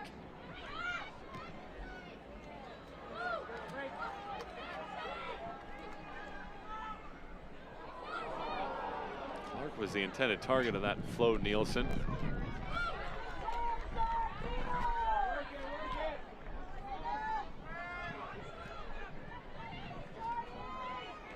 Listro tosses that ball out wide. Once again, Listro lines it up, pivots around, hustles after this with Allen, her former Orlando Pride teammate. Able to get this one through. Clark gets a piece. Clark curls it around. Perez heads it back to where it came from. Nacello tips this into the air. Stouty all the way across. There's space here. The shot is hooked to the back corner.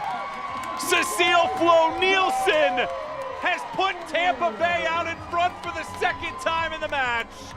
2-1, Tampa Bay lead.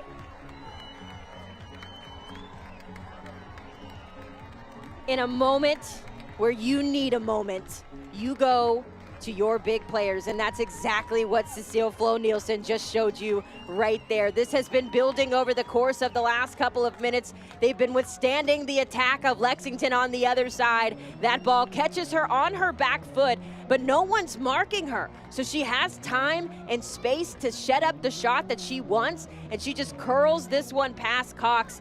Cox really had no shot at saving that. Flo Nielsen, as it stands right now, the hero with the game winner. It's the latest goal of the season for Tampa Bay. Their 2 latest goals of the year have both come against Lexington. Will this be a winner? Dewara Sawale hits that ball off of a defender and out. It's another corner, and now a chance for Tampa Bay to not relinquish a lead.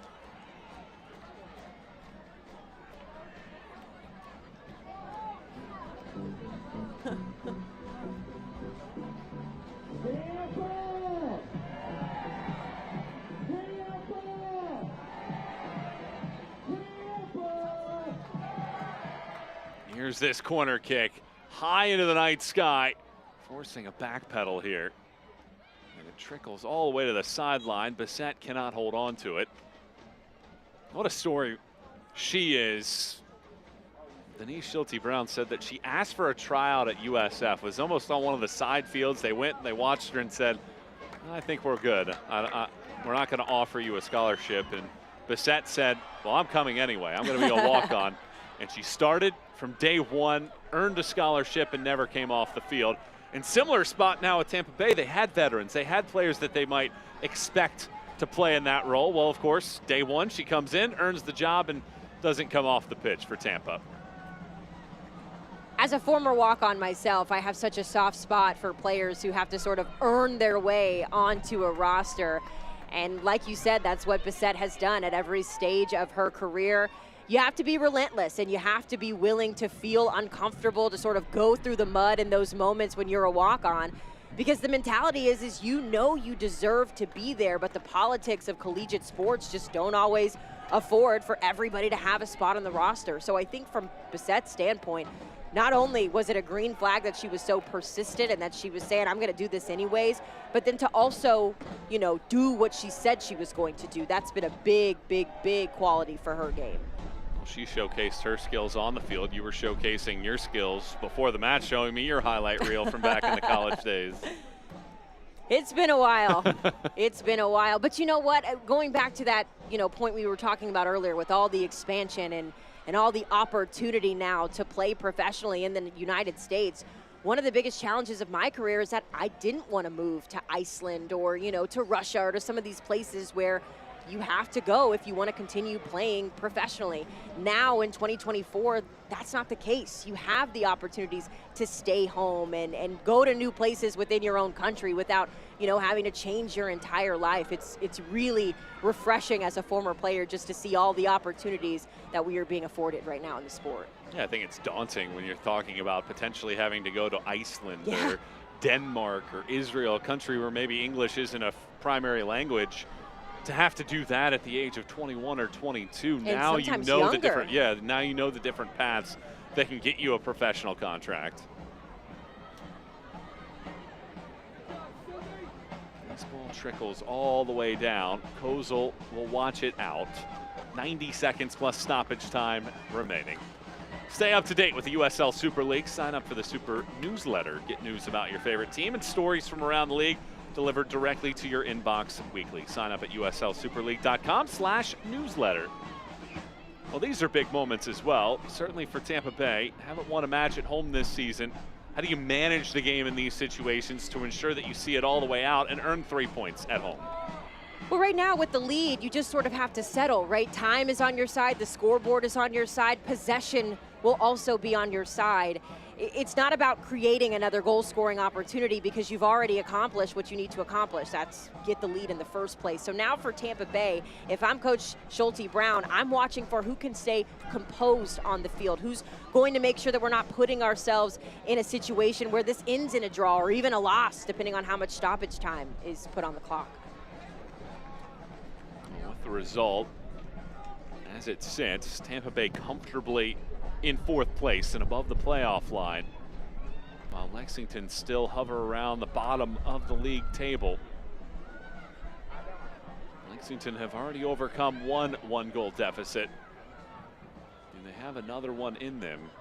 Flint called for the violation, so a free kick, and Lexington will need some generosity from additional time here. And it will be 6 minutes of second half stoppage time. Plenty of time left for Lexington.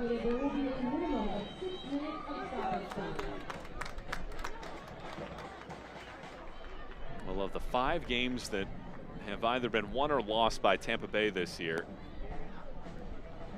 4 of the 5 have been decided by 1 goal. And they have 3 one-goal losses in the last 5. So you talk about perhaps flipping the script and turning the tides. This would be a big one for the esteem of this group to be able to hold this one off. And it's hard. It's hard being in these situations. You know the old adage of we take it 1 game at a time, and we are focusing on this one particular moment, which is true. It is important to stay in the moment, focus on the task that is in front of you. And right now for Lexington, that's finding an equalizer here. But the bigger picture, right, you're staring at potentially the 6th loss of the season in a year where you just haven't been able to find your identity. A goal would go far. And this ball right in front. Almendares gets to it first. Anna Richardson launches another ball back in. Shielding Clark. Clears the area. And now a foot race. Flint darts past the defender. Flint 2v1. Flint decides to shoot from distance and clinches a victory. Natasha Flint's first goal in the Super League is a missile from long range, and it clinches the first home win for the Tampa Bay Sun. My goodness, welcome to the game. What I love about this play, as we'll see it develop here, is that Natasha Flint, this is a goal that came from defense to offense, the individual skill on full display as she holds off a defender, a little touch inside to get her into the middle of the field. She could make any decision she wanted to at that point. You even see her at one point, she's pointing to Cecile Flo Nielsen, telling her to make the run. When the run isn't there, she says, I'm gonna take the shot myself. It catches Cox so off guard that there's really no opportunity to recover. Confidence as a striker is so important, and none more confident than Natasha Flint on that strike. Well, the script for Tampa Bay have been simple. Score 3 goals and get a win. If so. This holds, it would be their 3rd win, and in all 3, they have scored 3 times. Listen, if it ain't broke, don't fix it. This ball bounces. Kozel jumps on top of it.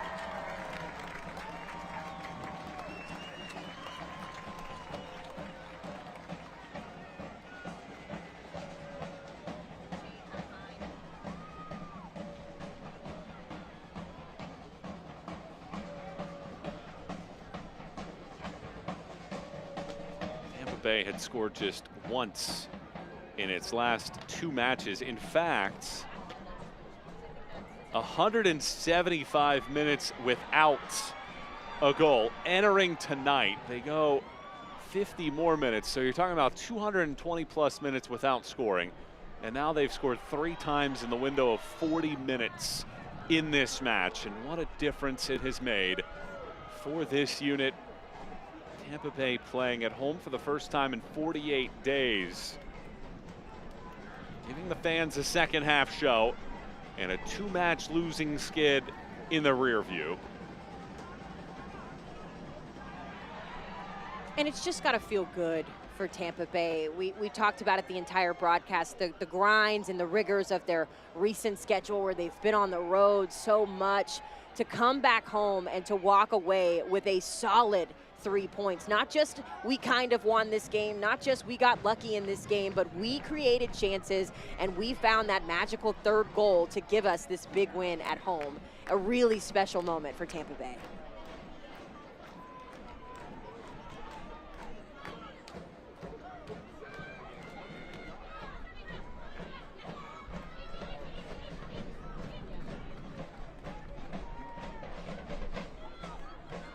Just when it looked like Lexington had not just tied the game in the 67th minute, but taken maybe a little bit of a shift in mindset, Tampa Bay respond. And this second half has really been a summarization of what we've seen in the Super League this year.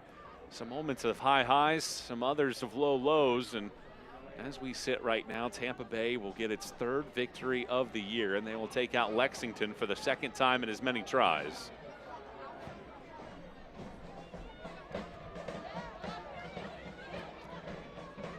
Parsons. For Mike Dickey looking on. Parsons is taken down. Referee's going to allow the play, but for Mike Dickey, the result obviously not what you wanted on the scoreboard. There were some moments of brilliance as this game has gone on. Well, with about 30 seconds to go, Clark will fly this one across, and it goes out rather than take it to the corner flag. Plenty to build off if you are Lexington SC. Able to find a goal in a moment where you needed an equalizer. Unfortunate that this was able to balloon to a 2-goal lead for Tampa Bay, but Lexington, again, just the mental part of the season, being able to grind through the uncomfortable moments of 2024, being able to find the positives when things have not always gone your way. It's going to be an important lesson as this season ticks on for Lexington SC. The full-time whistle sounds, and Tampa Bay score thrice in the second half and have their first home win of the season, taking out Lexington 3-1.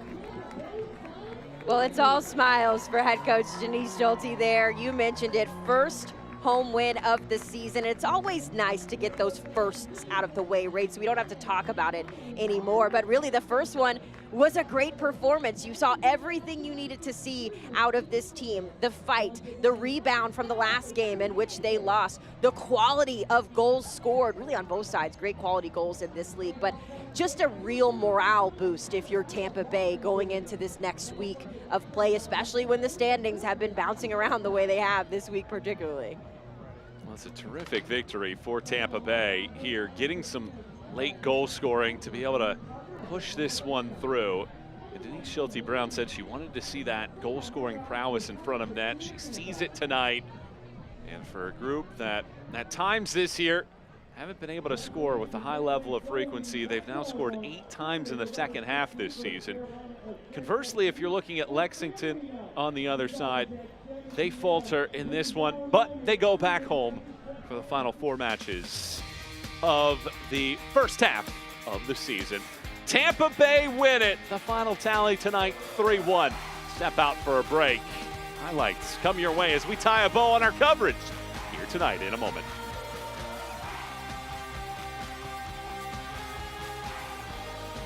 Once the game kicks off, the hype doesn't matter anymore. Your follower count means nothing. Your resume is irrelevant. What matters is the moment, the game, the crest on the front of your jersey, the people you play for. Are you going to make history? Are you going to save the day? Are you going to score a hat trick, break some ankles, or give a kid the thrill of a lifetime? This is what the movement is all about. These moments that matter. The USL Super League. The devastation from recent hurricanes has impacted so many across the area, including many members of the Bob's Carpet and Flooring family. We've heard the stories and witnessed firsthand the devastating impact of the storms, and our thoughts are with each of you. We live in and love these communities too, and want to do what we can to help. Rebuilding will take time, but we're here for you when you need us. I started using when I was 13. It was like, oh, well, they're prescription opioids, so they can't be that dangerous. My perception was once you stop using, like, that's it, your life is over. I didn't even realize that I needed help until the day that I got arrested. I have been able to accomplish a lot in my recovery. I just want to be happy and I want to thrive in my life. If you or someone you know is struggling, there is hope. Recovery is possible. It's a force that can't be contained, propelled by purpose, pride, and the power to protect. When winning isn't just the mission, it's your passion. You pursue it. You make power plays. Aim for fences. And go for end zones. You believe that your moment is now. At Farrah and Farrah, we deliver game day energy 24/7. If you've been injured, put our force to work for you. Welcome to the Florida Lottery's Department of Good Fun. We pack all the fun into our games. While also doing good. Like sending nearly 1 million students to college on bright future scholarships. And giving billions to education across the state. Because we do fun different here. The Florida Lottery. It's good fun! Tampa Bay had only scored 1 goal at home in its first 3 matches, but they get 3 second-half strikes here tonight and take out Lexington 3-1. Alongside Haley Sutton, Michael Watring tying the bow on our coverage here this evening. And Haley, there's some chances in that first half of play in this matchup. Neither side able to find that ultimate goal, but in the second half, this long ball from Bissett and Flo Nielsen finishes strong. Tampa Bay came out on the hot foot in that second half. Flo Nielsen not giving up on the play, able to give her team the early lead here. But you mentioned it, the ball from Bissett really is what catalyzed this into a goal here. Just a brilliant finish from Flo Nielsen, but a brilliant buildup from Tampa Bay. 52nd minute goal there from the team's leading goal scorer with 3 on the year. But a quarter hour later off of a corner kick, Parsons composed and Shepard finishes. Yeah, just a really brilliant strike from a Lexington team that had a lot of opportunities off the corner kick. Finally able to capitalize. Maddie Parsons with the last-second decision to pass this off to Sydney Shepard, and it pays off. Shepard able to find some space just past Cox at the back post there to tie this one up. And nearly a back-breaking moment there for Tampa Bay as they concede that goal, 1 apiece, and it would take some time before they were able to regain the margin. 85th minute.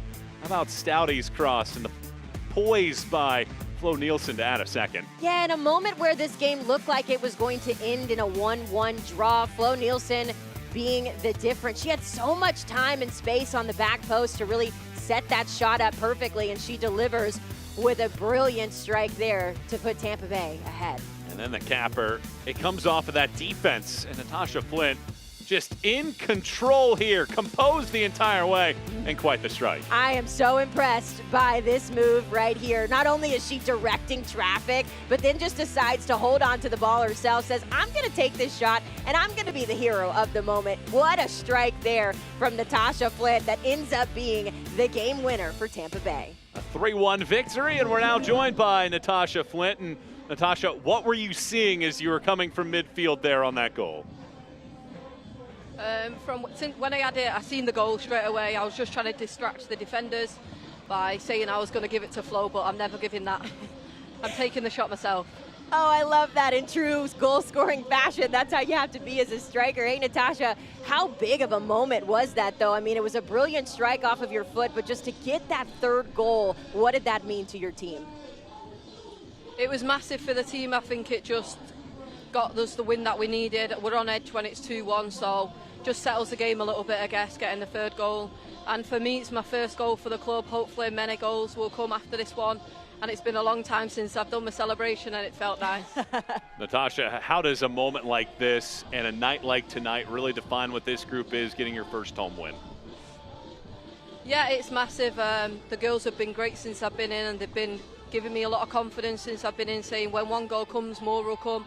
So that's all I needed tonight. I needed a goal, and I'm glad we got the 3 points.